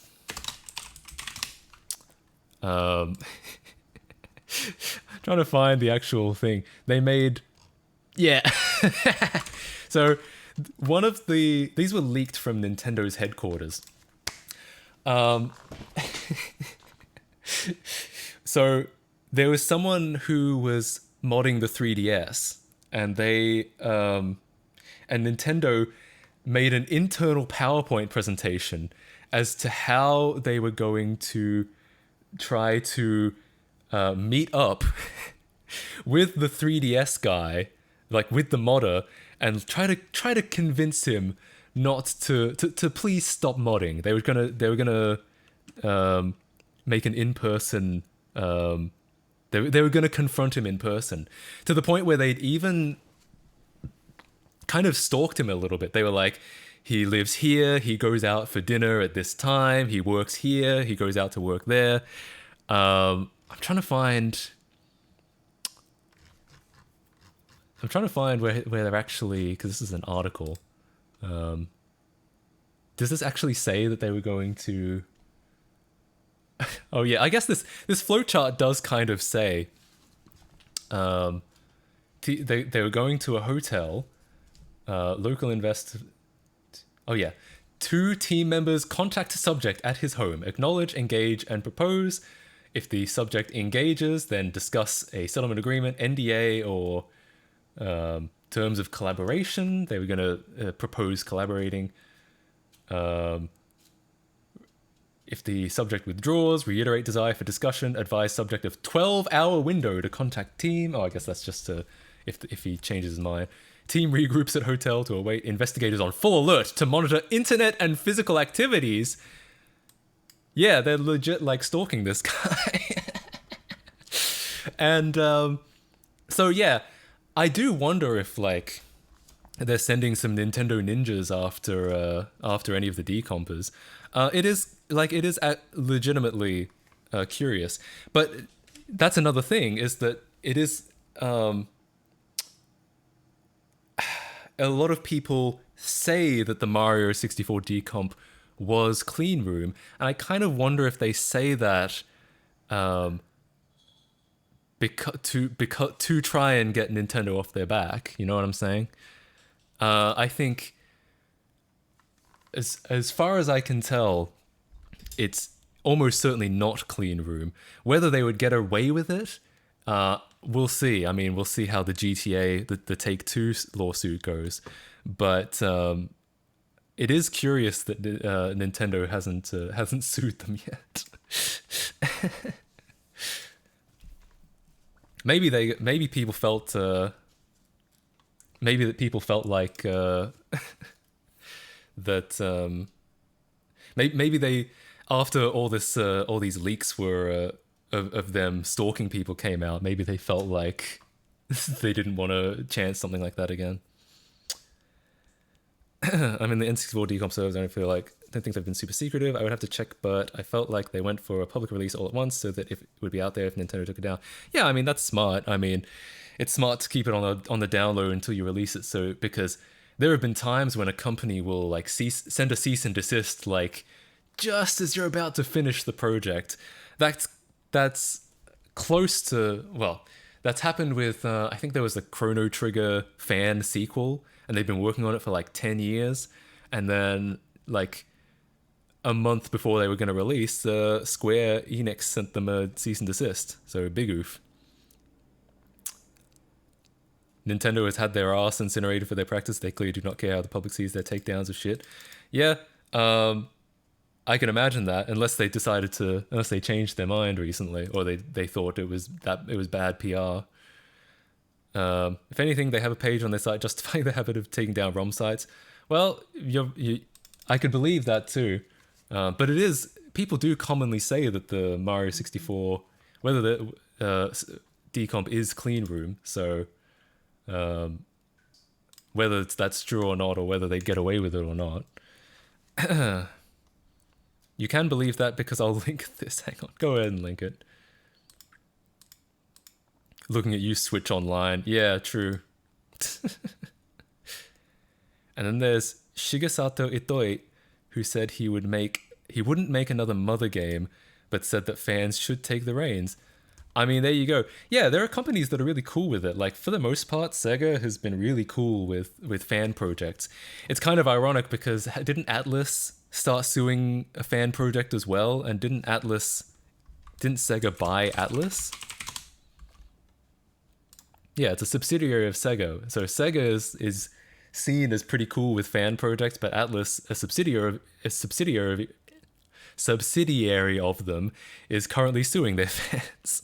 So big oof. I think they took it off their site. The plot thickens. That's interesting. I'm sure that it might be up somewhere. Like, yeah, it could be just they could have just moved it somewhere. Is Capcom generally good with fan projects? I don't know. I don't remember if I've heard anything about Capcom. The thing that's coming to my mind is Mighty Number 9, but that's not a fan project. That was based on Mega Man, but it's a whole separate IP.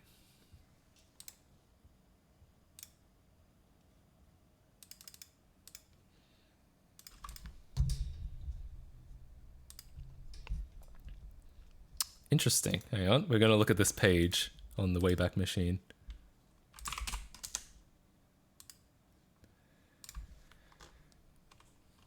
Nintendo owns intellectual property rights in its products. I mean, that's correct. Copyright is an exclusive right granted to an author of a literary... Yeah. Mod chips. Here we go. Here's the juicy stuff. Mod chips circumvent the security embedded into Nintendo's products. To install the mod chips into a Nintendo hardware system, it is necessary to dismantle the product and in some cases remove components. Well, lucky for everyone, most Nintendo consoles don't actually require mod chips. because the security has been thoroughly defeated in software. I guess the GameCube still does, but the Wii and Wii U don't. The Switch, I mean, Switch, if it depends if you consider that like piece of foil mod a mod chip on the Switch. I'm sure they want everyone to think Mighty Number 9 is a fan game. Yeah. Who mod chips a Switch? Yeah, I don't think there are chips. I think it's just that one like recovery mod. Nintendo security is just Kappa. Yeah, I mean the Wii security initially was good in that no one had cracked it, but but nowadays it's considered extremely easy to mod, and with stuff like Tiramisu and Aroma, so is the Wii U. Dreamcast enters the chat. Man, I feel bad for the Dreamcast. The Dreamcast, it's such a funny story because no one ever cracked the GD-ROM. Like, no one ever figured out how to burn a GD-ROM. It just happens that Sega wanted to support this thing called a MIL CD, which was this obscure format that was only big in Japan. Oh, it was only in Japan, only available in Japan. Not widely adopted. And this was the whole reason that the Dreamcast ended up having virtually no security, is because they wanted to support this obscure format that they made, I guess. But and if they hadn't wanted to support this format, they would have been fine. In fact, when they cut out support for the format, they were fine. The very last revision of the Dreamcast, I think, is unpiratable.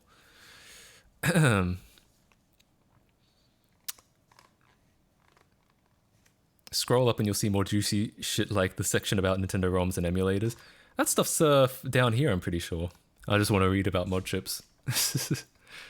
Use of mod chips voids the consumer warranty. Mod chips have been adjudicated to be illegal in various countries around the world, including the United States, the United Kingdom, and Hong Kong.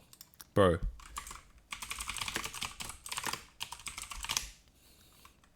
Based Australia. Yeah, boy. It's one of my favorite things about living in Australia. Though, to be fair, I think they mostly did that because they mostly legalized it on the basis of region, like getting around region locks.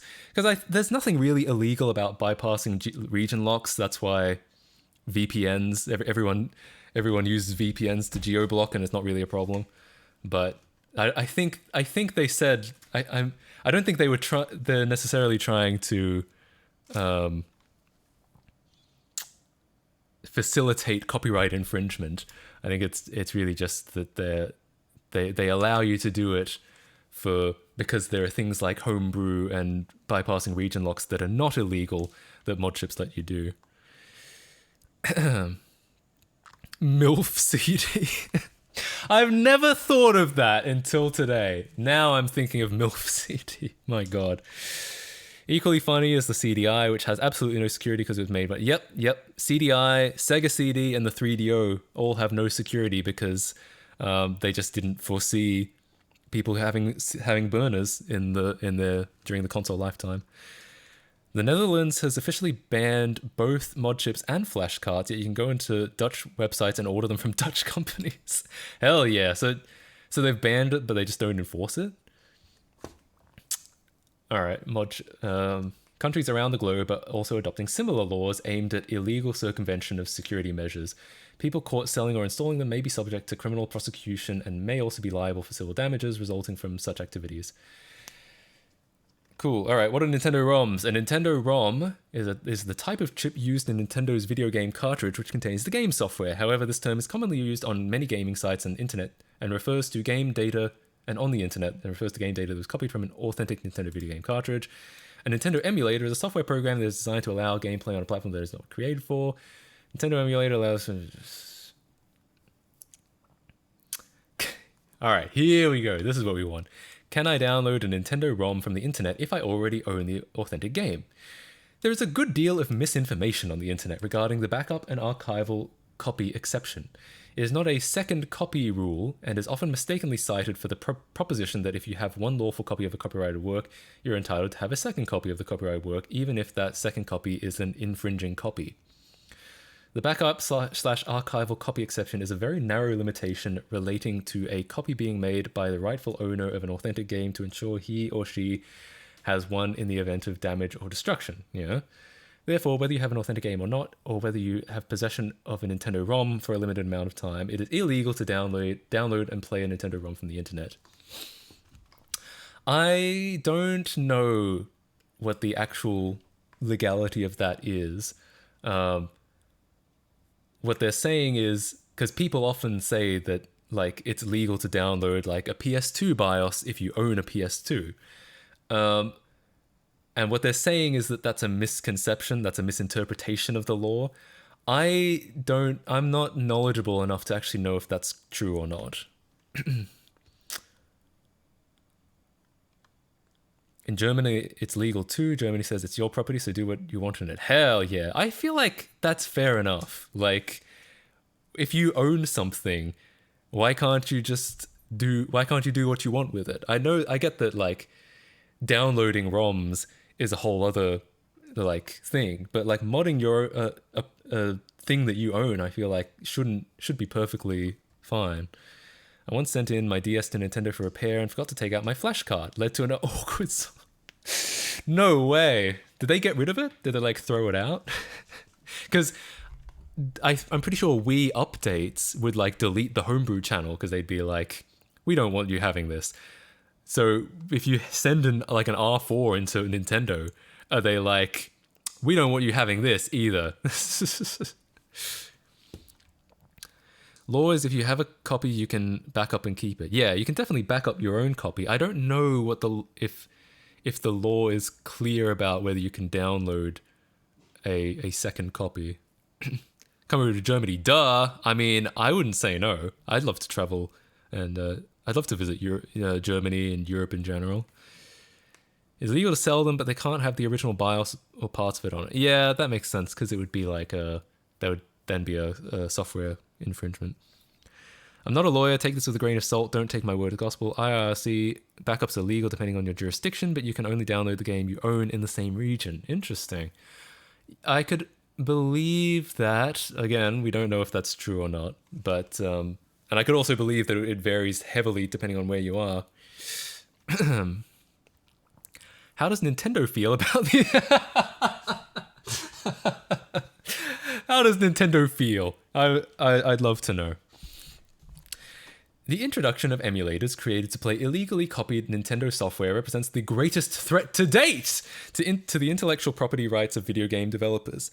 As is the case with any business or industry, when its products become available for free, the revenue stream supporting that industry is threatened. Such emulators have the potential to significantly damage a worldwide entertainment software industry, which generates over $15 billion annually and tens of thousands of jobs. I think they feel a little bit upset about it. I think their fifis are hurt. As far as I can tell, I mean, I'm sure they're upset, but there's not really much they can do about it. Emulators in and of themselves are not illegal. It's illegal, of course, to include copyrighted material, stuff like BIOS software, but an emulator itself is literally not legal. Oh, literally not illegal. God, what a Freudian slip. I managed to get the SD card, but they tried wiping it. Ran a data recovery and got my save files back. My God. That's so funny. What did they call you about then? Were they just like, we can't give this back to you? Or did they tell you, we're going to wipe this shit? We don't approve of this.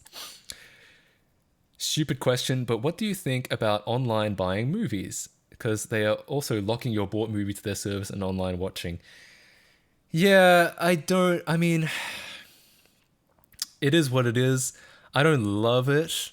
I don't love having buying something and having it only available on that service. Like, what happens if the service goes down, or what happens if for some reason, I guess generally if the product is suddenly not for sale anymore, then they'll probably still maintain your access to that media, but they may also not. So overall, not a huge fan. I feel like if a movie is locked into like any kind of DRM service, there's always the chance that that service will somehow go down. So from a preservation standpoint, it's not really ideal. I understand. I understand that they need to do something to like make sure people are paying for movies. I'm not advocating movie piracy. I'm just saying that from a preservation standpoint, if something is locked into a service, there's always a threat that that service is going to go down.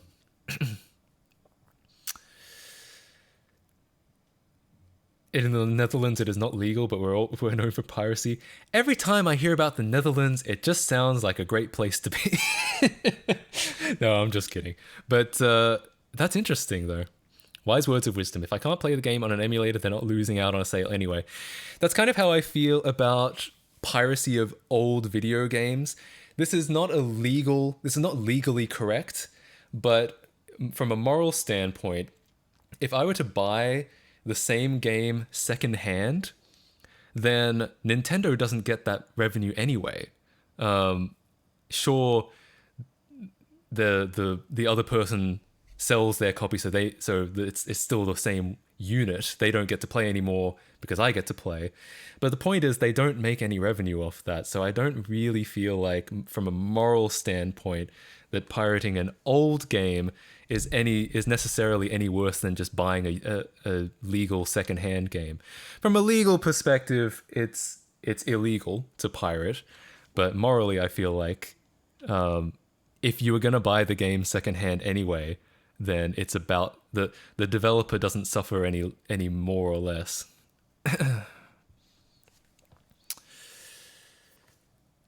YouTube did this shit. I bought 2 movies on YouTube. I bought the HD version, yet they're in 480p. Jesus. Why would they do that? Nintendo would be closing all their old shops and wondering why people pirate. Yeah, that's another thing, is that oftentimes there's just no other option. Like, when I was in Australia especially, oftentimes they're just like, Australia does a lot of piracy as well. And oftentimes it's just because there's no great alternative, because a lot of the services that are in America just never come to Australia. So we just never, the legal way to get it is like to watch it when it comes on TV, like a couple years later. So sometimes there's just sometimes the corporations set it up so that there's like no better option, which is it's like, well, what do they expect then?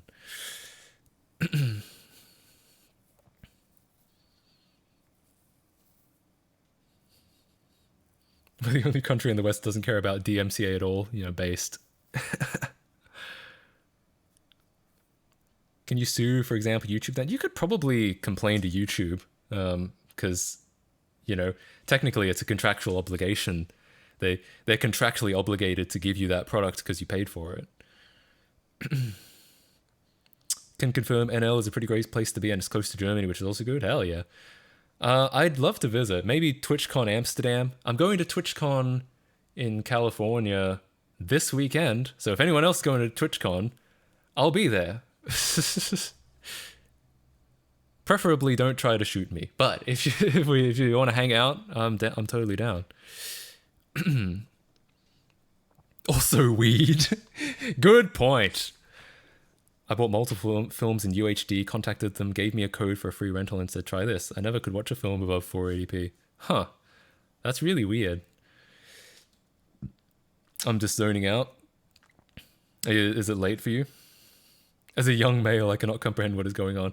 We are kind of getting into some weird legal stuff. I can't justify a trip to California for TwitchCon KEKW. I mean, fair enough. TwitchCon Amsterdam when? Possibly next year. I mean, I don't know what my schedule will look like, but I'd love to go. Copyright is fine. It's not fair if people steal from you, but it's way overdone nowadays. Yeah, and I think that most of our copyright law is like 50 years old. I know that the DMCA is like 2000-ish, but that only covers like corporations just taking shit down. As far as like what the internet has done to copyright as a concept, I feel like legally we haven't really updated laws to that. It's California. What I'm going to shoot? Maybe. I don't know. I had this thing called Flixster Video, a service where you could buy movies online just closed, and they made a deal with Google, so now I have all my movies on Google TV. Huh, interesting. It's pretty reasonable.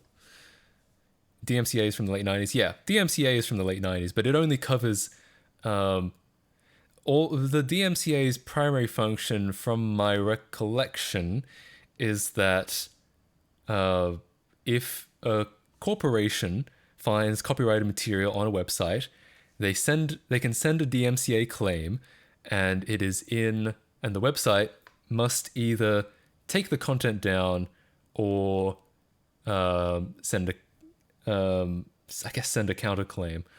The law part of that is that you don't have to jump straight to suing the website, that there's something called a DMCA claim that you can make, and then if that doesn't work, then you can sue them. That's why YouTube is so like DMCA happy, is because they're trying to make sure that they don't get sued.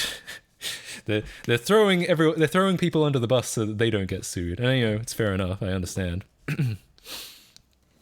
But as far as like the broader, like there isn't a lot of, as far as the broader concept of how the internet has affected copyright, like the fact that any random person can put a copyrighted song in a video and broadcast it, the law hasn't really caught up to like factor any of that stuff in. Outside of the DMCA. The DMCA is pretty much the only thing.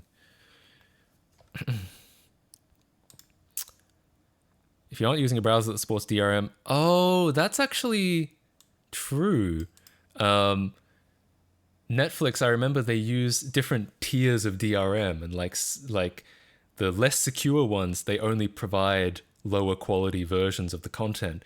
And to get like 4K, you have to use the more secure versions of DRM, which are only supported in some browsers. They're less widely supported. So that is actually true. I'm amazed how you respond to every message. It makes you feel a lot more included and smarter, because you can talk with people and actually know what they're doing and saying.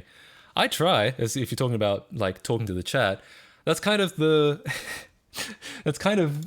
I like about streaming, is the back and forth, the conversation. Like, it's ironic because it's kind of a dirty word on Twitch to be like, I just want to be a just chatting streamer, because most of the time, it's kind of derogatory, I should say, because most of the time, well, traditionally Twitch is for people playing games, and like people would say if you're not playing, if you're just chatting, it's because you're not very good at video games. But I actually think I want to, actually think I like doing just chatting. I like being a just chatting streamer. So yeah, I like to be on here talking about shit. I've got Widevine support on both my phone and PC. I should do 69K and 420 FPS. Yeah, I mean, that may or may not be it. Widevine itself comes in like 3 different tiers, I think. It's I think it's L1 through L3. L3 is the least secure one, I think.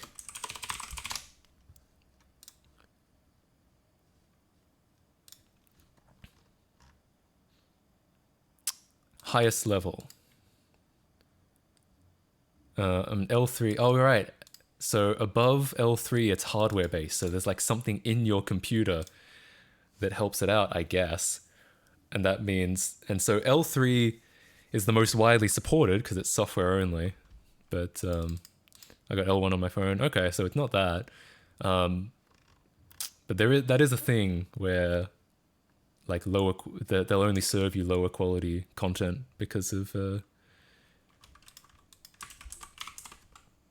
when it's sorry when you don't have access to the higher tiers of DRM. So they really did change this page a lot, eh? Yeah, they got rid of all the emulation stuff. There's a funny bit coming up, it seems like, What does Nintendo think of the argument that emulators are actually good for Nintendo because it promotes the Nintendo brand to PC users and leads to more sales? Distribution of an emulator developed to play illegally copied Nintendo software hurts Nintendo's goodwill, the millions of dollars invested in research and development and marketing by Nintendo and its licensees. Substantial damages are caused to Nintendo and its licensees. It is irrelevant whether or not someone profits from the distribution of an emulator. The emulator promotes the play of illegal ROMs, not authentic games. Thus, not only does it not lead to more sales, it has the opposite effect and purpose. Man, it does start to sound pretty bitchy, like... They're just kind of complaining now. They're just like, fuck you and fuck you. I think it's probably correct that I don't think emulators promote Nintendo products. Yeah, I don't really see that as being a good argument. So in the sense of, I think Nintendo would be correct to not agree with that. But the way they word it is very... they're very pissed off.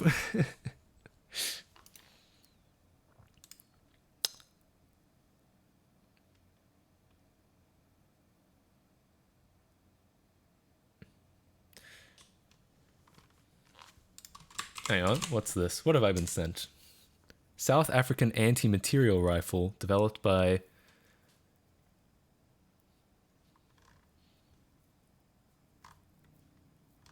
What about it? What am I looking at?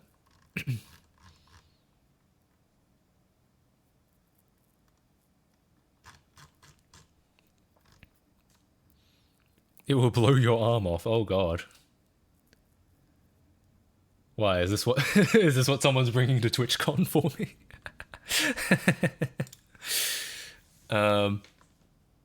Oh yeah, you're right. This page is not HTTPS. It's just HTTP. In 2020, my god. That's the thing I'd be most embarrassed about Nintendo. How come Nintendo does not take steps towards legalizing Nintendo emulators? Emulators developed to play illegally copied Nintendo software from piracy. That's like... oh god. That's like asking why doesn't Nintendo legitimize piracy? It doesn't make any business sense. It's that simple and not open to debate. Why does it feel like I'm getting told off, for God's sake? It's so funny.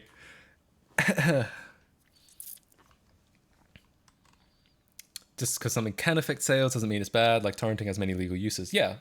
That's the thing. That's exactly the same with emulators. Emulators, their argument is that emulators facilitate piracy, and I would say that's only half true. You know, their really poor security on the Wii and Wii U also promote piracy by that definition. But an emulator in and of itself is not a piracy program.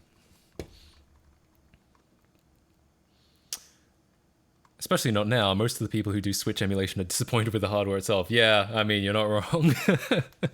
So I would say that Nintendo would be correct to not agree with that. I don't know if I'd agree with substantial damages necessarily. I guess as far as Switch emulation, maybe you can make that case. But the wording, the modality of their wording is I think the funniest part of this. Emulators are great. I don't want to get up when I want to play the Wii. That's kind of it, right? Like I have games and I have hardware, but oftentimes when I fire up an emulator, it's just for convenience. Like it's just because it's right there and you don't have to haul out a console and plug everything in. That's to me one of the apart from like preservation, that's one of my favorite things about emulation is just the convenience. I dumped all my 3DS games and played them on PC in 4K, which is probably legal. Yeah, I can't see anything that would be illegal about that.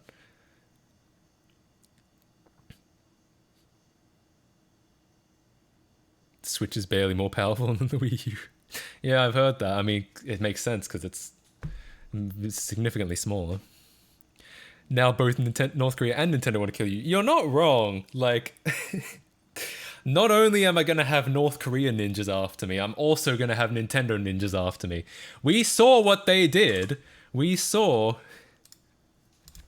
that they come after you if you're modding the 3DS. Now, I'm not modding the 3DS, but I am talking mad shit.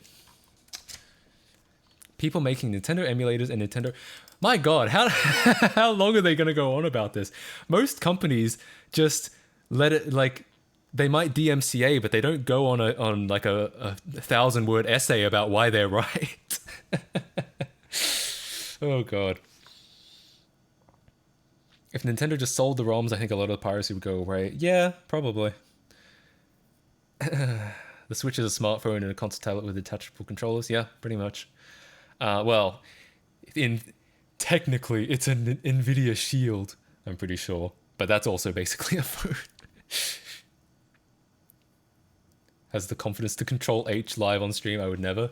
I wouldn't ordinarily, but it's because this is a stream only profile. So the only things that are in the history are things that have been looked up on stream anyway. So it's all good.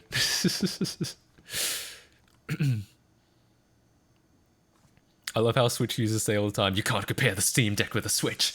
I mean, it's kind of the magic of consoles, right? Is that they make themselves seem more special than the hardware that's inside them. You know, most consoles are just underpowered PCs, but they feel like more because of, you know, marketing, design, you know, a locked-in video game library. So I'm not surprised that people feel that way, even though, yeah, it pretty much is. People making Nintendo emulators and Nintendo ROMs are helping publishers by making old games available that are no longer being sold by the copyright owner. That does not hurt anyone and allows gamers to play old favorites. What's the problem? The problem is that it's illegal! Copyrights and trademarks of games are corporate assets. If these vintage titles are available far and wide, it undermines the value of this intellectual property and adversely affects the right owner. Yeah, I don't care. I don't care about any of that. I mean, Nintendo themselves have been busted for using online ROMs in their own software. So the fact they can say it's illegal, but they can't say that they've directly benefited from it. And also, I feel like, again, this is probably not a legal, it's not a legally correct opinion, but I feel like if the original owner is not making something available, if they're not accepting payment for the software, then I feel like I'm not really shedding any tears for people pirating their product.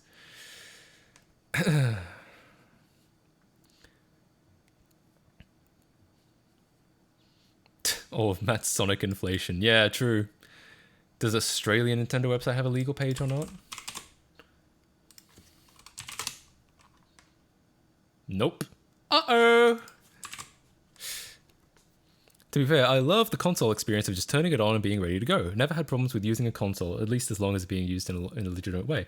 Yeah, absolutely. I think a console is probably the best experience you'll get because it's the most authentic. It's going to be, if you're playing for nostalgia, it's going to be the most nostalgic.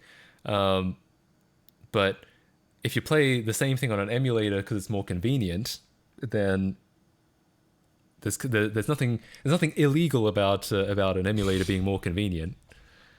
No legal page in Australia. Piracy, here I come. Hell yeah. Nintendo seems like the kind of guy to explode after someone said "who asked" while they were talking about copyright. True. Some intern found it more convenient to download it from a ROM site than get it from Nintendo. Yeah, so if they've directly benefited, I'm not exactly buying this whole, like, it's illegal, you can't fucking do it. In addition, the assumption that the games involved are vintage or nostalgia games is incorrect. Nintendo is famous for bringing back to life its popular characters for its newer systems. For example, Mario and Donkey Kong have enjoyed their adventures on all Nintendo platforms, going from coin-op machines to our latest hardware platforms.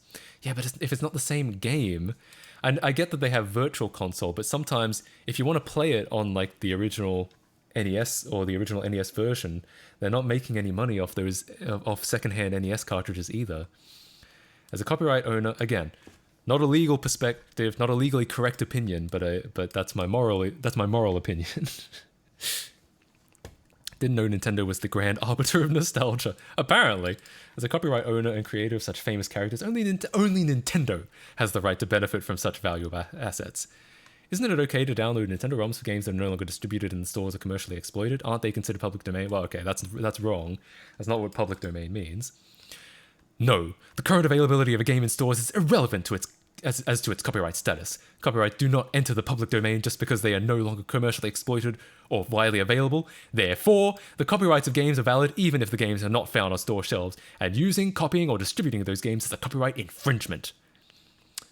Yeah, I mean, they're correct. The way that they're wording it is still very bitchy, but they're correct. Haven't the copyrights for old games expired? Well, no. 75 years from the first publication, yeah. A game copying device is illegal. Yes, game copiers enable users to illegally copy video game software onto floppy disks, writable, compact disks, or the hard drive. I'm not sure if that makes them illegal, because it's until they're uploaded to the internet, they're a backup device. Like, they literally say earlier that a copy can be rightfully made or made by the rightful owner to an authentic game to ensure he or she has one in the event of damage or destruction of the authentic. So I'm pretty sure the game copier itself is not illegal. Virtual Console sucks more balls than me on a Saturday. True! Where's Wind Waker for the Switch then, Nintendo? Yeah, right? TLDR of this article is they're right, you're wrong, fuck you. Yeah. Floppy disks and writable compact disks. Yeah, that's a bit outdated, I'm afraid, Nintendo. Is this really, in 2020, is this really what you want to say? Also, this page goes all the way back to 2003. We should see what it said in 2003. Can websites and or internet content providers be held liable for violation of intellectual property rights if they are only providing links to illegal software and or other illegal devices? Yes! Personal websites and or internet content provider sites that link to Nintendo ROMs, yeah, well, I mean, that's correct, true. Oh, and my favorite, dob in a mate. If you see piracy, let us know. Oh god. Alright, what did it say in 2003? This website must have been hella different in 2003. I love how TOS or legal pages always do that. You could argue the point. They just add a little thing that is completely stupid in order to give a clear answer. Yo! Hell yeah. Based 2003 web design. That's sick. Bruh, they already had it! That's why it says floppy disks and compact disks, because they had this exact passage of text back in 2003. That's amazing. You could log in to the Nintendo website? That's hot. Where's that functionality now? That's so funny. They kept all this text for 17 years up until 2020.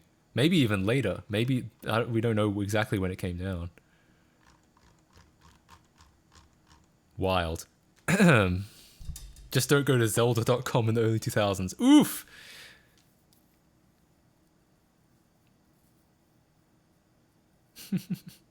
Oh, you know I'm going to the early 2000s Zelda website. Whatever you do, don't go to whitehouse.com instead of whitehouse.gov.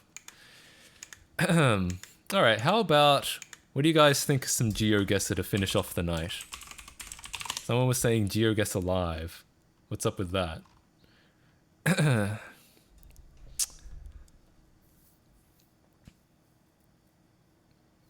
Is there still the typo to United States? Hang on. I actually do want to see that.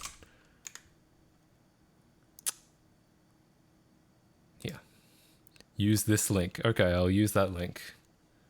In 2003.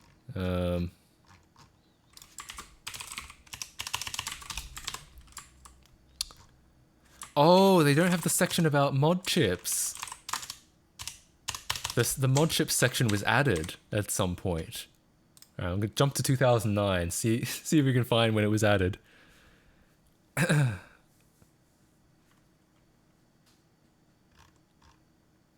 Here we go. So the section about mod chips was at least in 2009, and the typo is still there. So it's at least a 10-year-old typo by the time we were seeing it in 2020.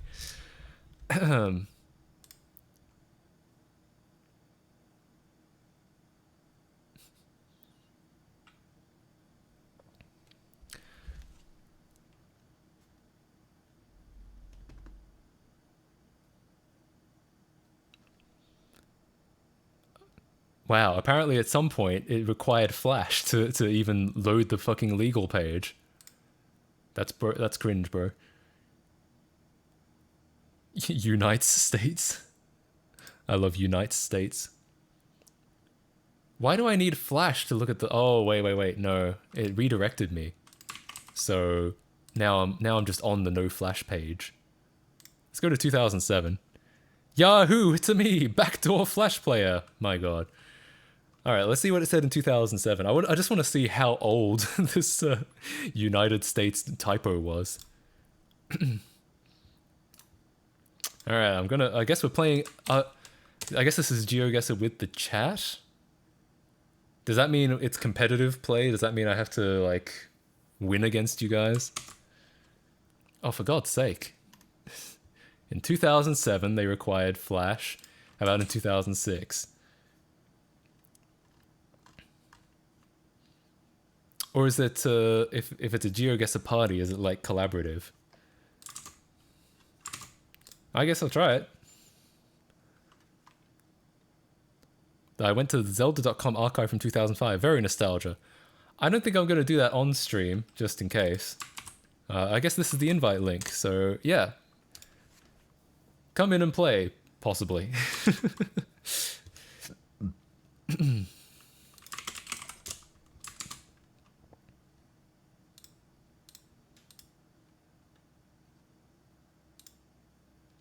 Oh.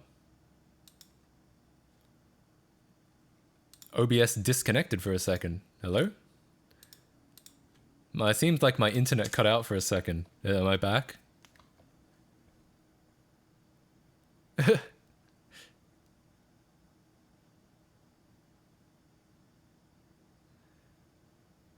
How long have I been out? Was it the notification was just like a second, but have I been out for a while?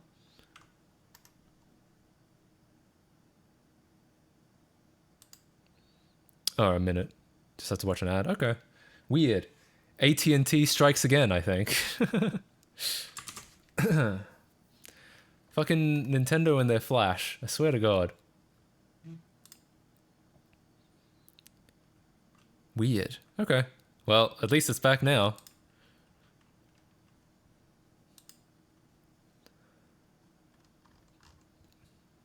Well, it was definitely there in 2008, so that's at least a 12-year long typo. Anyway. Alright, let's play some GeoGuessr. Nintendo DDoSing Matt, we can't be seeing the typo. Oh shit, you're probably right.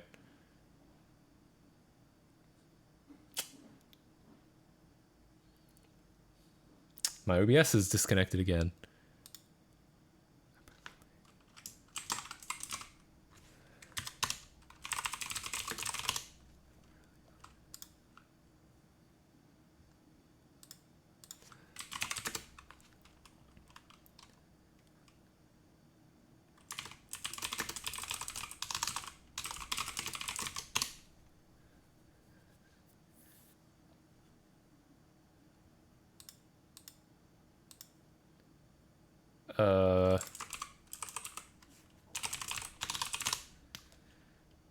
Oh, cool.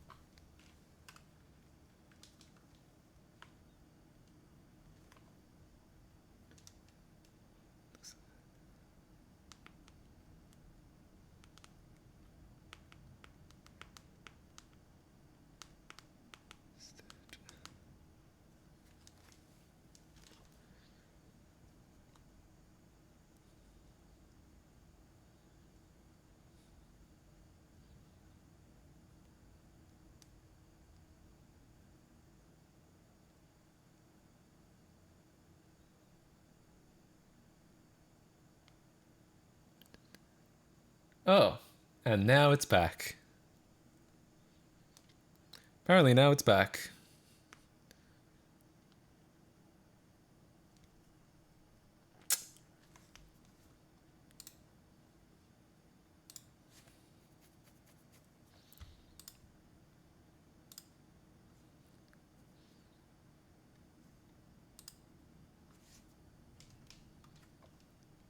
And now it's out again.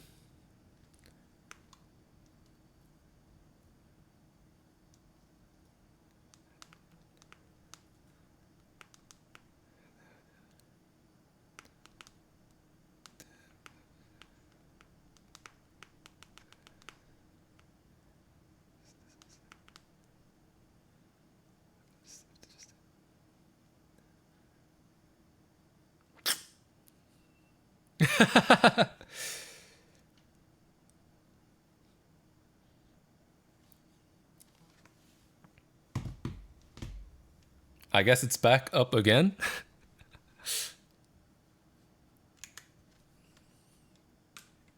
I mean, we'll see, I suppose.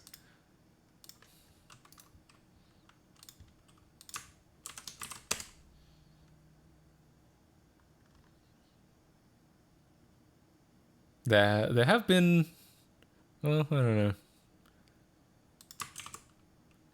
Seems like it. All right, well, I guess we'll see if this remains stable.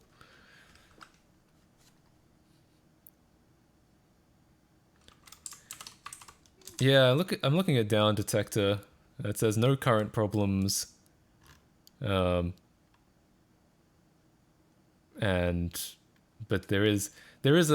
there are more than there were a few hours ago, but then that was at like 1 a.m, so that might just be because there were less people up.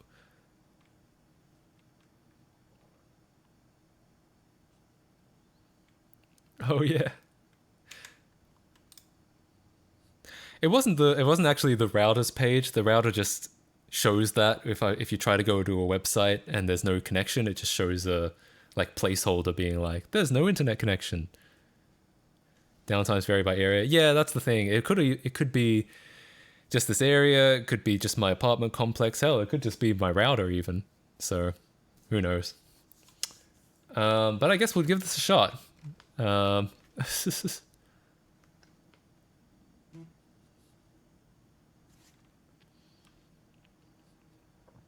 Nintendo ninjas installing the internet spy on your line. I mean, it's got to be one of them. It's got to be North Korea or Nintendo, right?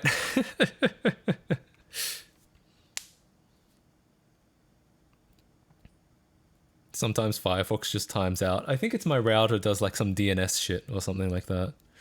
All right, well, let's give this a shot. We have 6 people in. How about we go for how about we play some whatever this is? How do I actually start? Oh, do I have to click? All right, live challenges. What have we got?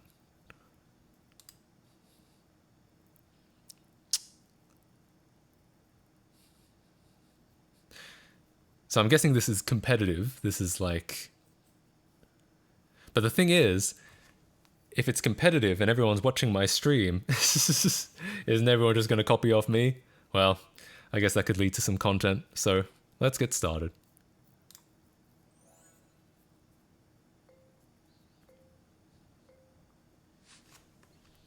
All right, it looks like... And if I'm going to be narrating my my thought process, I think it's UK.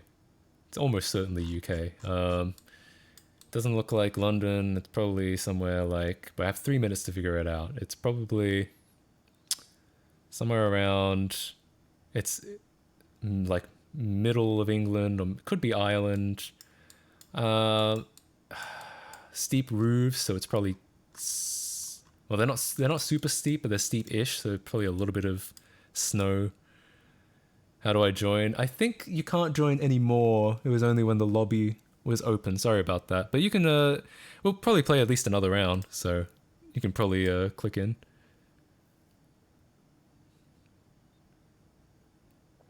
Maybe also the Tetris company? Oh, true. Well, I haven't shit-talked them in like a couple years, but I will shit-talk them though. I guess it doesn't matter. I don't have to be fastest, right? I just have to be. It's all about being most correct within the time. So I don't have to. Hang on. More wages for the elite, less for you. Vote no. Okay, Lisbon. I thought that was a place in Europe or like Germany. But this is clearly an English-speaking place. Oh, check bins for the estate? That's an interesting idea. Political ads. Kulani Community Center.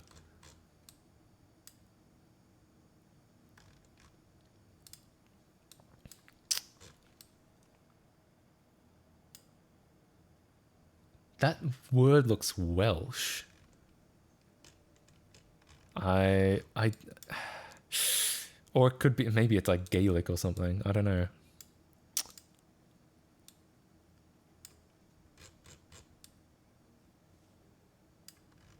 You think so, Wales? Yeah, I feel like it's probably Wales, which thankfully does narrow it down quite a bit. Any place called Kulani on the map?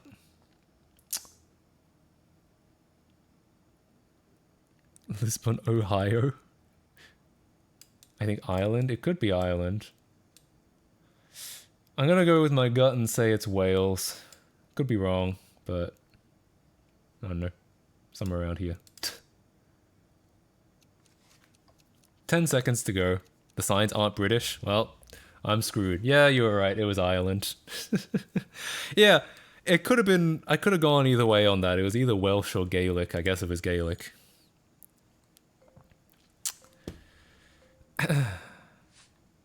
Rip uptime on stream. Oh, did it reset? Damn, this almost looks kind of like Australia. But that could be like anywhere in the southern hemisphere. It could be South Africa or even Brazil. Oh, this is a truck, right? And it's driving on the right side of the road, assuming that this is the back of the truck. So we're driving on the right, which means it's not Australia, not South Africa. That would seem to suggest it's could be a different part of Africa, could be Brazil. Do we think it's actually...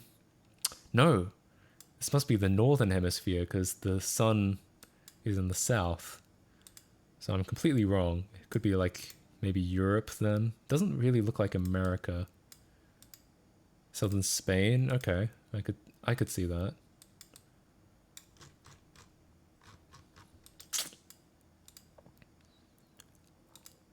Irish signs have English in caps? Oh, interesting. I've never been to Ireland. Man, I haven't done any international travel in so long. There was a period of time when... it's starting to look more like Africa. Like maybe Northern Africa or something.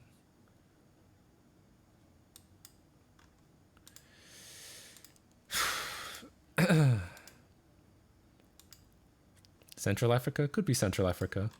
Yeah, it doesn't look deserty enough to be like around here. Nigeria? Oh yeah, I could believe Nigeria, or maybe... Can't be that northern. No. As long as it's above the equator, I think. So yeah, I could believe Nigeria. We have a minute left. It's a pretty rural area, which is unfortunate because there aren't many signs or buildings or anything like that. Nigeria has Street View. That's a good point. Not all countries have Street View. Go Chad for the memes. I'd love to, but I don't know any. I can't see any good evidence between them. Actually, maybe I will go Chad just in case.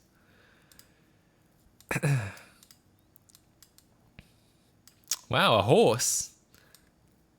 All right, well, we have to make a decision. 13 seconds. I'm gonna go Chad.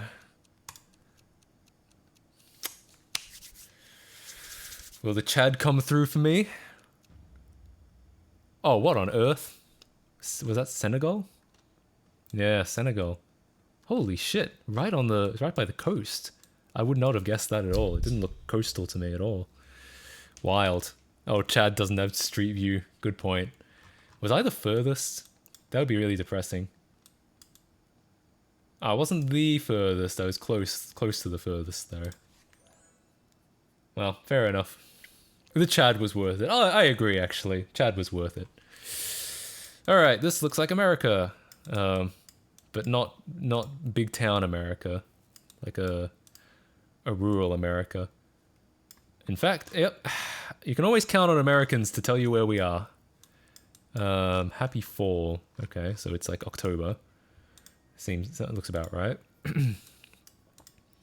Yeah, Detroit. I could believe Detroit. It's definitely a cold area. Look at these steep roofs.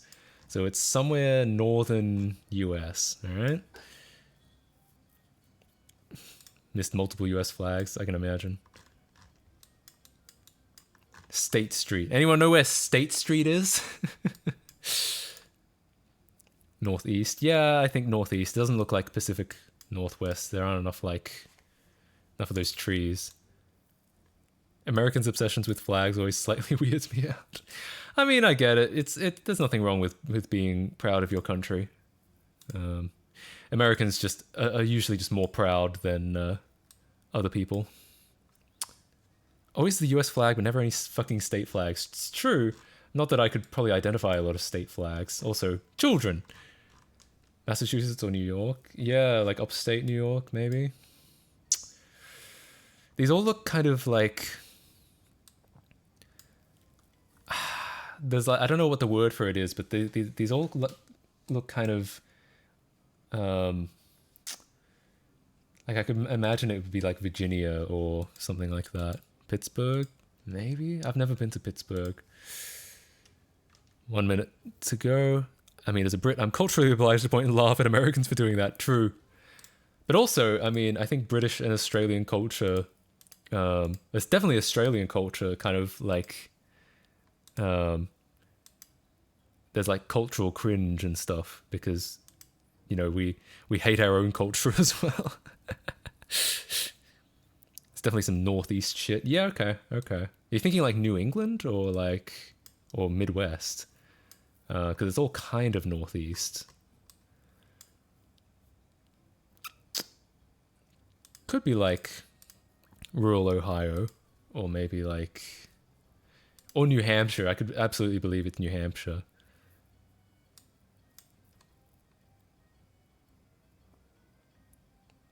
Oh, there's music to having the music really low because of Baldies.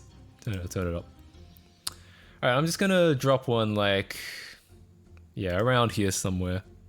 I'll assume it's roughly somewhere New Englandy. All right. All right, good enough. I have no idea. I feel pretty good about Northeast, as you guys were saying. I don't know if it's... No way! It was Massachusetts. Whoever said Massachusetts, well done. It's Springfield, Massachusetts. I was a bit far out. I said Chesterfield. But hell yeah, that's hot. All right, round 4. It was one of the million Springfields. Yeah, you're right. Okay, I'm thinking Europe. This looks like a European old car and it looks like a European road. Wait. Bins. Probably something written on them. Or not. Or they could be as unhelpful as possible. Oh, the only thing written on them is fucking graffiti. Bullshit. Alright.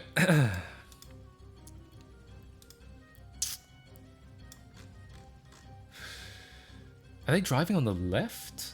That would be unusual for Europe. No, I think they're just parked on the left. Yeah. Yeah, they're driving on the right because the signs are on the right. This is definitely Europe. These are very European signs. Not UK, but Europe. Oh, sign. What does it say? Oh, okay. .rs. It's not Russia. It's because it's not Cyrillic. It looks like Polish, but I wouldn't think Polish would have .rs. Romania? Could be. Czechia? I thought that would be .ch though.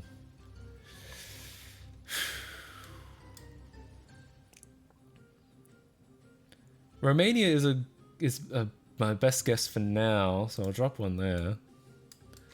See if we come across any other signs. Ah, wonderful. We're definitely in like a city because there's a lot of signs. Oh. That's as close as we're getting. It doesn't seem to have anything written on it anyway. Czechia's.cz. Oh shit. I wanted to look at that sign. Oh, here's Belgrade. Belgrade. I should know where that is. Serbia? Right, yeah, it's Serbia. Serbia is RS? Alright. I'm going with Belgrade. I'm gonna go for it. I knew it. I knew where Belgrade was.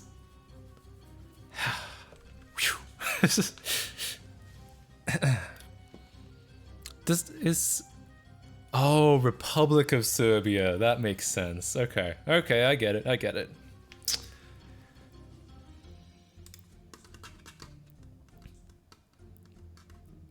RuneScape TLD.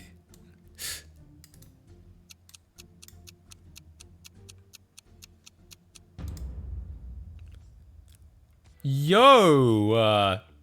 Less than 3Ks. Happy with that. We love that. Convinced I have Aussie relatives because why the fuck is Aussie accent good?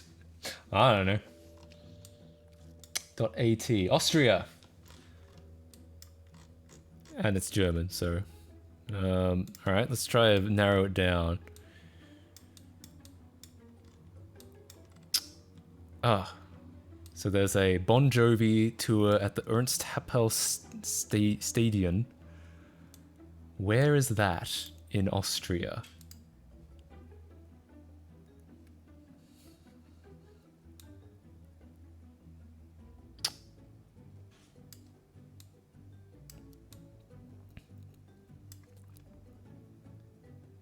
I don't know. I don't think we probably won't find that on a map. Actually, we might.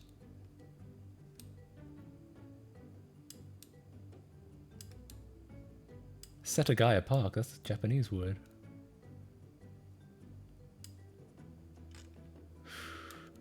Why is my Aussie accent so good?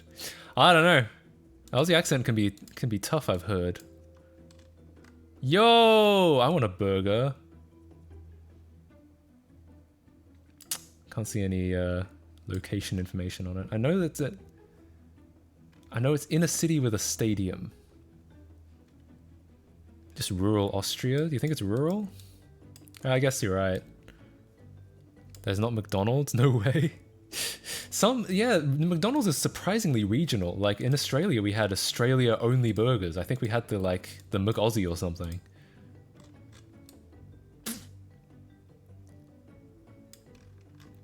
Doesn't really look like downtown Vienna. Yeah, I don't really know.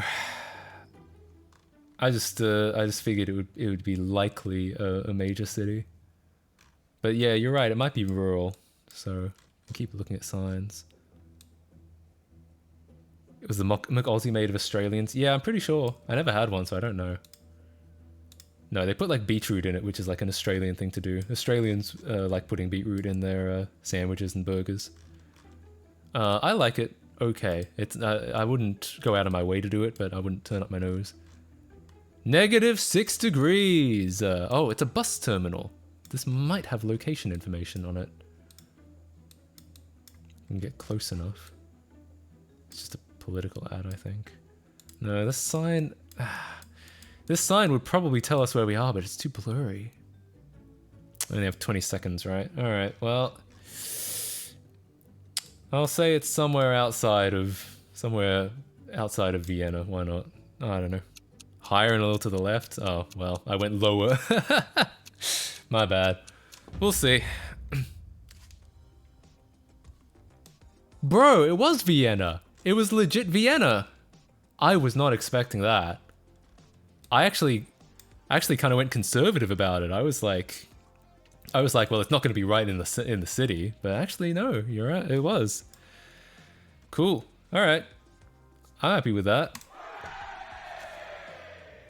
I came a good second. Well done, Lemon Man. Congratulations. Holy shit. All right. This was fun, actually. How about I play one more round of this, and then I might head off, get some lunch. The bus sign said it? I was trying to find, like, something legible on the bus sign, but I couldn't find any. Oh, actually, maybe I want to go... Oh, no. This is fine. Alright, if you want to play GeoGuessr with me, here's the lobby. Click that link. Matt Casey mukbang. Yeah, at some point, if I was ever like a full-time streamer, I guess I'd just eat on stream, right? Because that's what most of them do. But usually I end up eating either just before or just after a stream.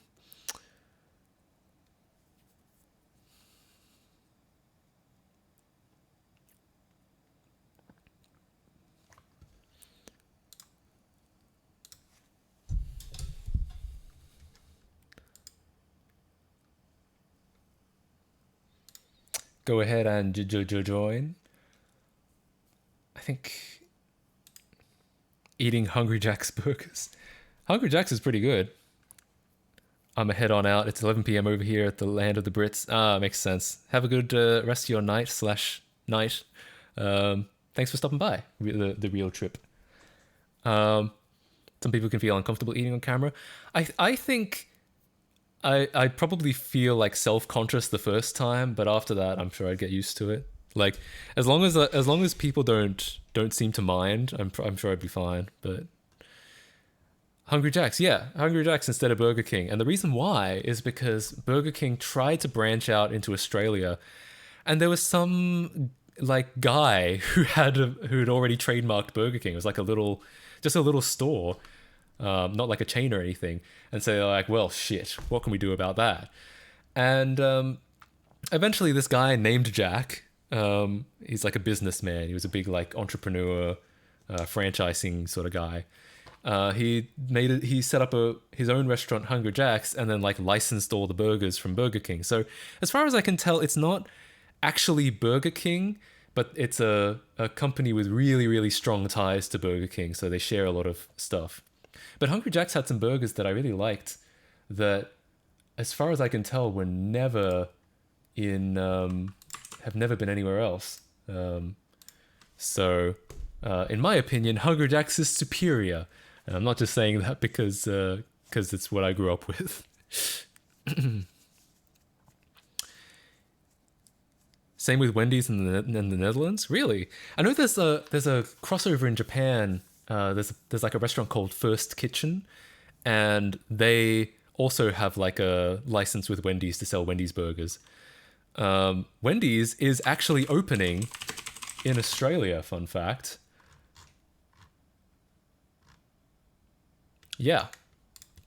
As of like a couple weeks ago, they're gonna open up some stores. Which is great because I have a friend in Australia who fucking loves Wendy's. He was a huge fan of like the Baconator and shit, but he only had it when visiting America. Not to be confused. Whoa, Kieran Koff, thank you for the tier 1 gift sub to Heavy Potter. Thank you so much. Appreciate that. Oh, not to be confused with another place in Australia called Wendy's. It was like an ice cream store. So when I grew up, this is what we called Wendy's, and then when I heard Americans talk about Wendy's, I was like, oh, you mean this place? No, they didn't mean this place.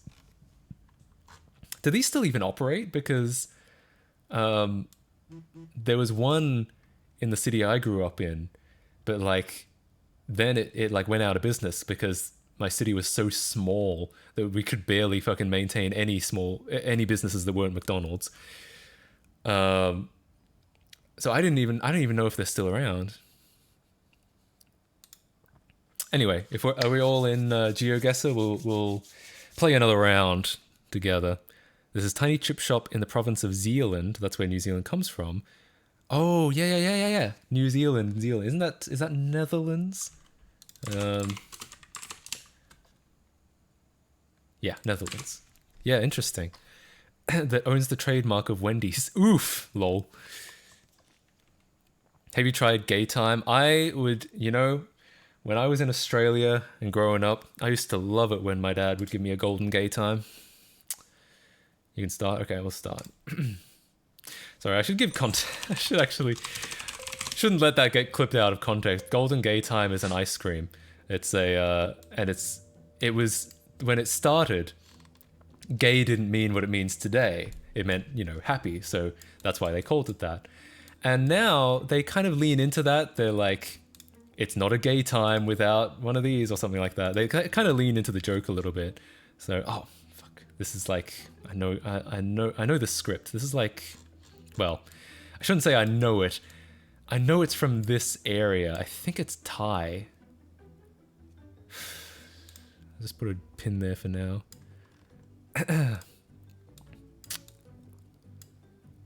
Shake Shed, knockoff of Shake Shack in the States. I've never heard of Shake Shed. In fact, and I haven't been to Shake Shack yet. I should go. I've only been to Dairy Queen once, I think.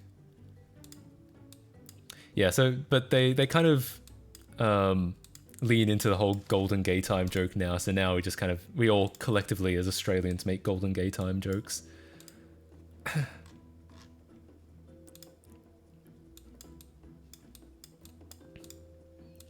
Ah, shit. I don't know either of these flags. I should. I don't think Thailand has Street View. It could be Malaysia as well. I've seen that script before, but I can't remember. Maybe it is Malaysia. I thought Malaysia was in English. Well, no, not English, but am I thinking of Indonesian? Indonesian uses like English letters, I think. That's Thailand? Manila? I don't know about Indonesia. In Philippines, do they use... I know Philippines was a Spanish colony. Does that mean they speak Spanish? I feel like it's got to be Thailand, and I don't know exactly where. It's got to be rural-ish, because these are like farms, so it's not major city.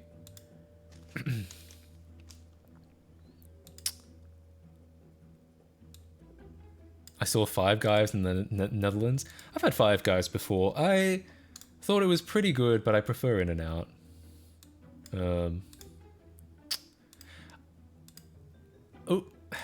Though I've only had Five Guys twice, and both times I just got like everything. I like didn't put a lot of effort into my order. So maybe I'd like it more if I put more effort into it. Well, this shit's just straight up English. It's not even, there's not English letters in a different language, it's just English. I don't know if that really gives us a hint though. Maybe that means it's closer to Singapore. I'm gonna say it's somewhere outside of Bangkok. For no real reason. I didn't really get any hints as far as cities. Sanskrit? Maybe? Yes! Not bad. For a guess, that was like other than Thailand, that was a straight up guess. Alright, cool. Not unhappy with that.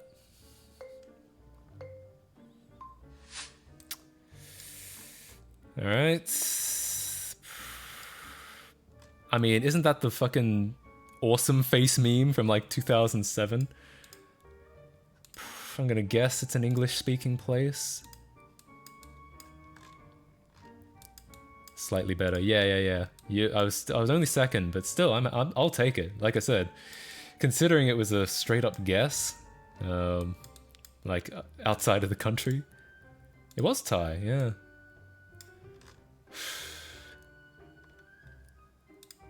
True. I didn't know we could react. Alright, it's definitely cold. These are very steep roofs, so they must get regular snow. I'm kind of thinking it's Northern Europe.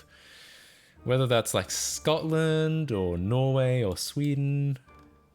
Eastern European. Oh, yeah. Could be Eastern. Unfortunately, the street view is very slow. I'm like only able to go like a couple meters at a time.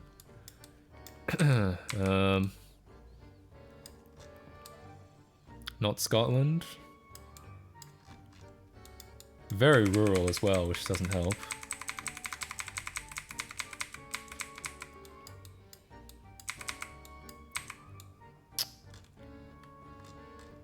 Sporta IL. Okay. That probably tells us something. I'm gonna say that probably means it's Nordic, because anything Eastern European would be in Cyrillic, right? Though it could be like Gaelic again, or like no, or something. Norway? I could absolutely believe Norway. It would absolutely fit. 1 minute.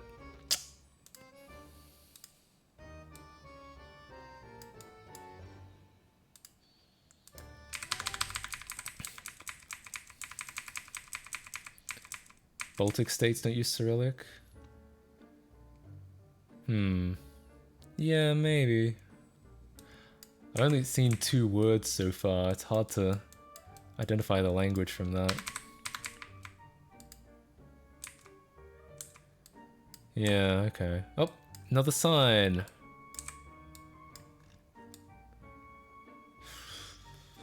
Rembate?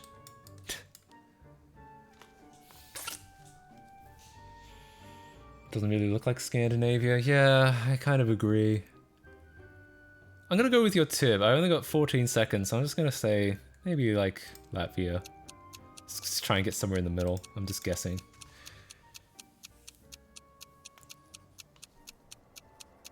It... No way! Whoever said Latvia, holy shit. What a guess. Also, we were right outside Ogre, which seems very fitting.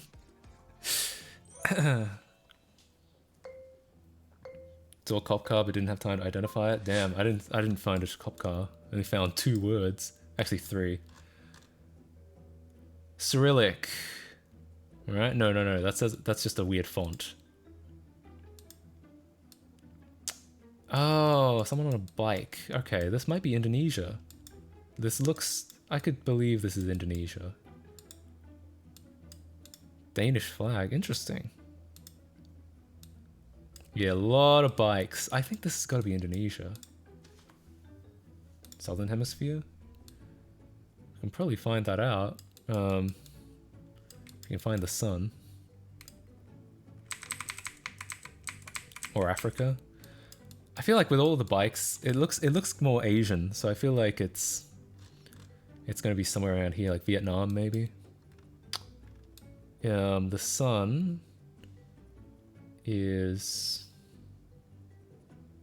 Oh, my compass is gone. Sad. Malaysia, yeah. Or Philippines even. Philippines, Indonesia, or Malaysia. Sun is gone. Yeah, I mean, you can kind of see it, but really what I need is the compass, and I don't have a compass for some reason. Oh, no, I do. It's at the top. I'm being an idiot. Compass is... Oh, sun is north. Yeah, so it's below the equator. Okay, that's helpful, actually. That means it's not... It's probably not Malaysia. It's probably somewhere around here. Indonesia or Papua New Guinea. Yeah, my bad. I was looking for the Google Maps compass, which is like on the right. So yeah, I feel like it must be Indonesia. But where? I don't know. And it has to be below the equator, so... somewhere around there.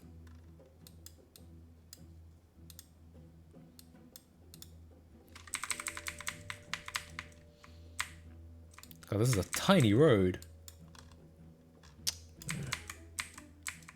Silly Billy. Silly Billy. Yeah, you're right. I think it's pretty British.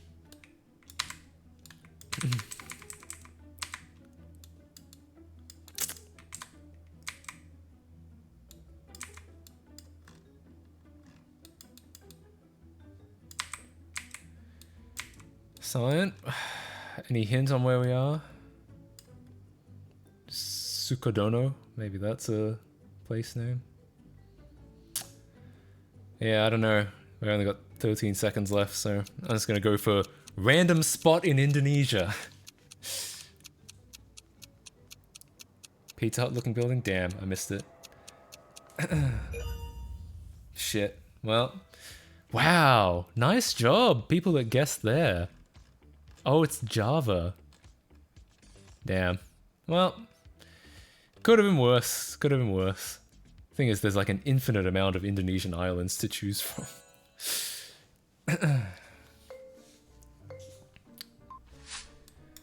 Alright, what do we got?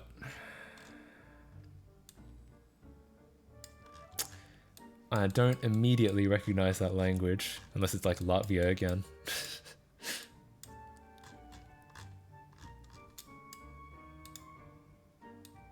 Da Nang, Vietnam. Yeah, I could have gone Vietnam as well. The only reason I went with Malaysia is because the sun was to the north, which meant we were below the equator.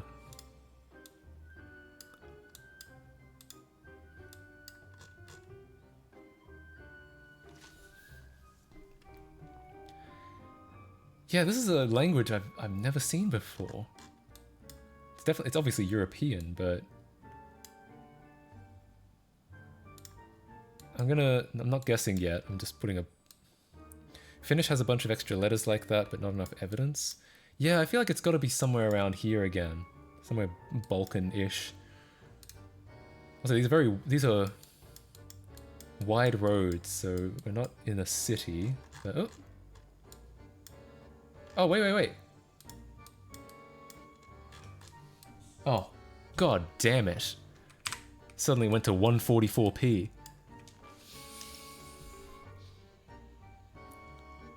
Looks Swedish. That's what I was thinking. But that language, I don't know.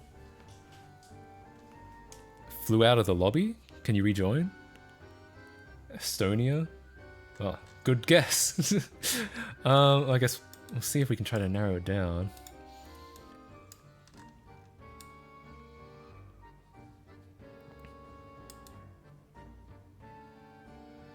Not enough accents to be Finnish? Interesting. Yeah, I'll admit, Finnish is not a language, and Estonian. Assa! Finnish and Estonian are not languages I'm super familiar with. I'm more familiar with Swedish, which is why I was getting confused, because the landscape looks like it could be... Things about it look like they could be Swedish, but then the language didn't really look Swedish. I found something vital. Damn. Not me. Romania? There was Simon in the lobby. Oh, you were winning, weren't you? You can't get back in? Damn. That's unfortunate. What's this? That sucks. I'm sorry to hear that. Well. Oh, okay. Well. Say outskirts of the major city. I don't know.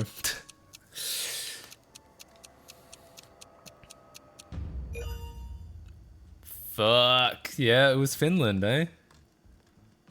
Well, I mean, that's my bad. Like, again, I just have absolutely no understanding of these languages.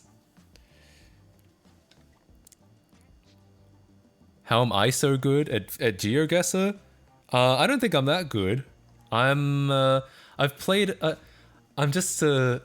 think I'm relatively perceptive about countries, and I like to travel, and I've played quite a bit. I think that's about it. That's all it is. Oh, you saw .fl on a couple signs. I was looking at signs, but I never found a web address. Damn. All right, final round. Who takes the bacon?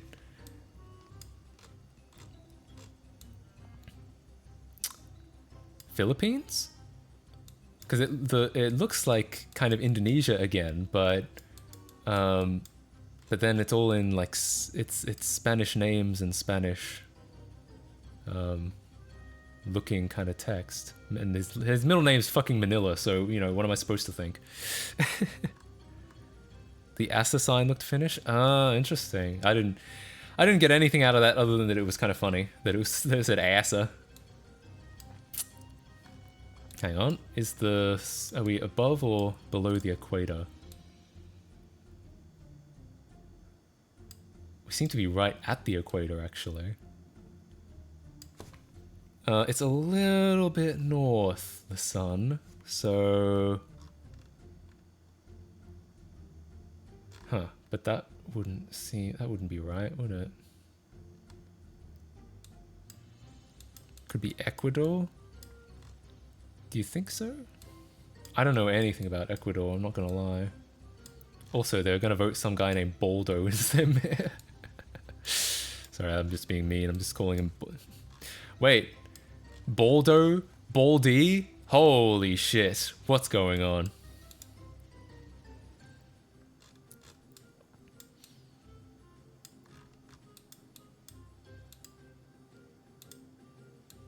Baldo's Basics? I know! That's what this country is going to become when he becomes the mayor. Oh, actually, I guess just this city, but still.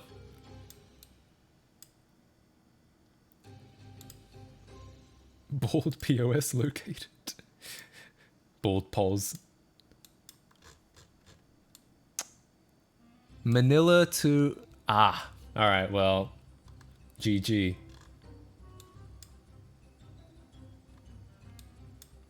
We're on the road from Manila to... Daraga? Caraga?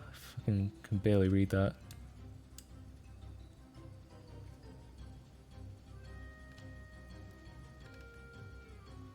"37 seconds to try to find Darago. Daraga?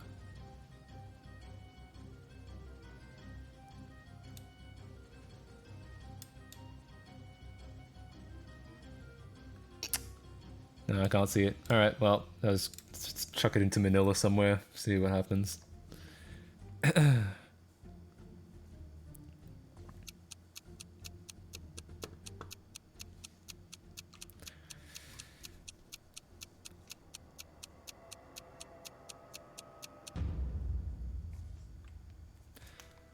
Well, yeah, I guess it was much further to its destination than it was to Manila, but alright, fair enough. Hey! I won! Holy shit. I probably wouldn't have if Simon was able to play beyond the third round, but hey, I'm happy with that. I can't complain. Hell yeah. Well, thanks so much for joining me. It's time for me to head off and acquire some nutrition. Can we do another round? I'm sorry. We'll play again next time. Right now I really gotta eat, but yeah, I'd be totally down to play again later on. So thank you so much for joining me, everybody. We went to quite a few bizarre places. We went to Baldi's, what's it called? We went to like Nintendo Lore, Fair Use, did some Lego Island Tool stuff, and finished off with some GeoGuessr. Hell yeah. Scam bait stream when. Tell you what, when I become a big boy Twitch streamer and Kit Boga is my friend, I'll do a scam bait stream. Please stream tomorrow. I can't stream tomorrow, I'm driving to TwitchCon, but I'll stream sometime next week, hopefully early next week.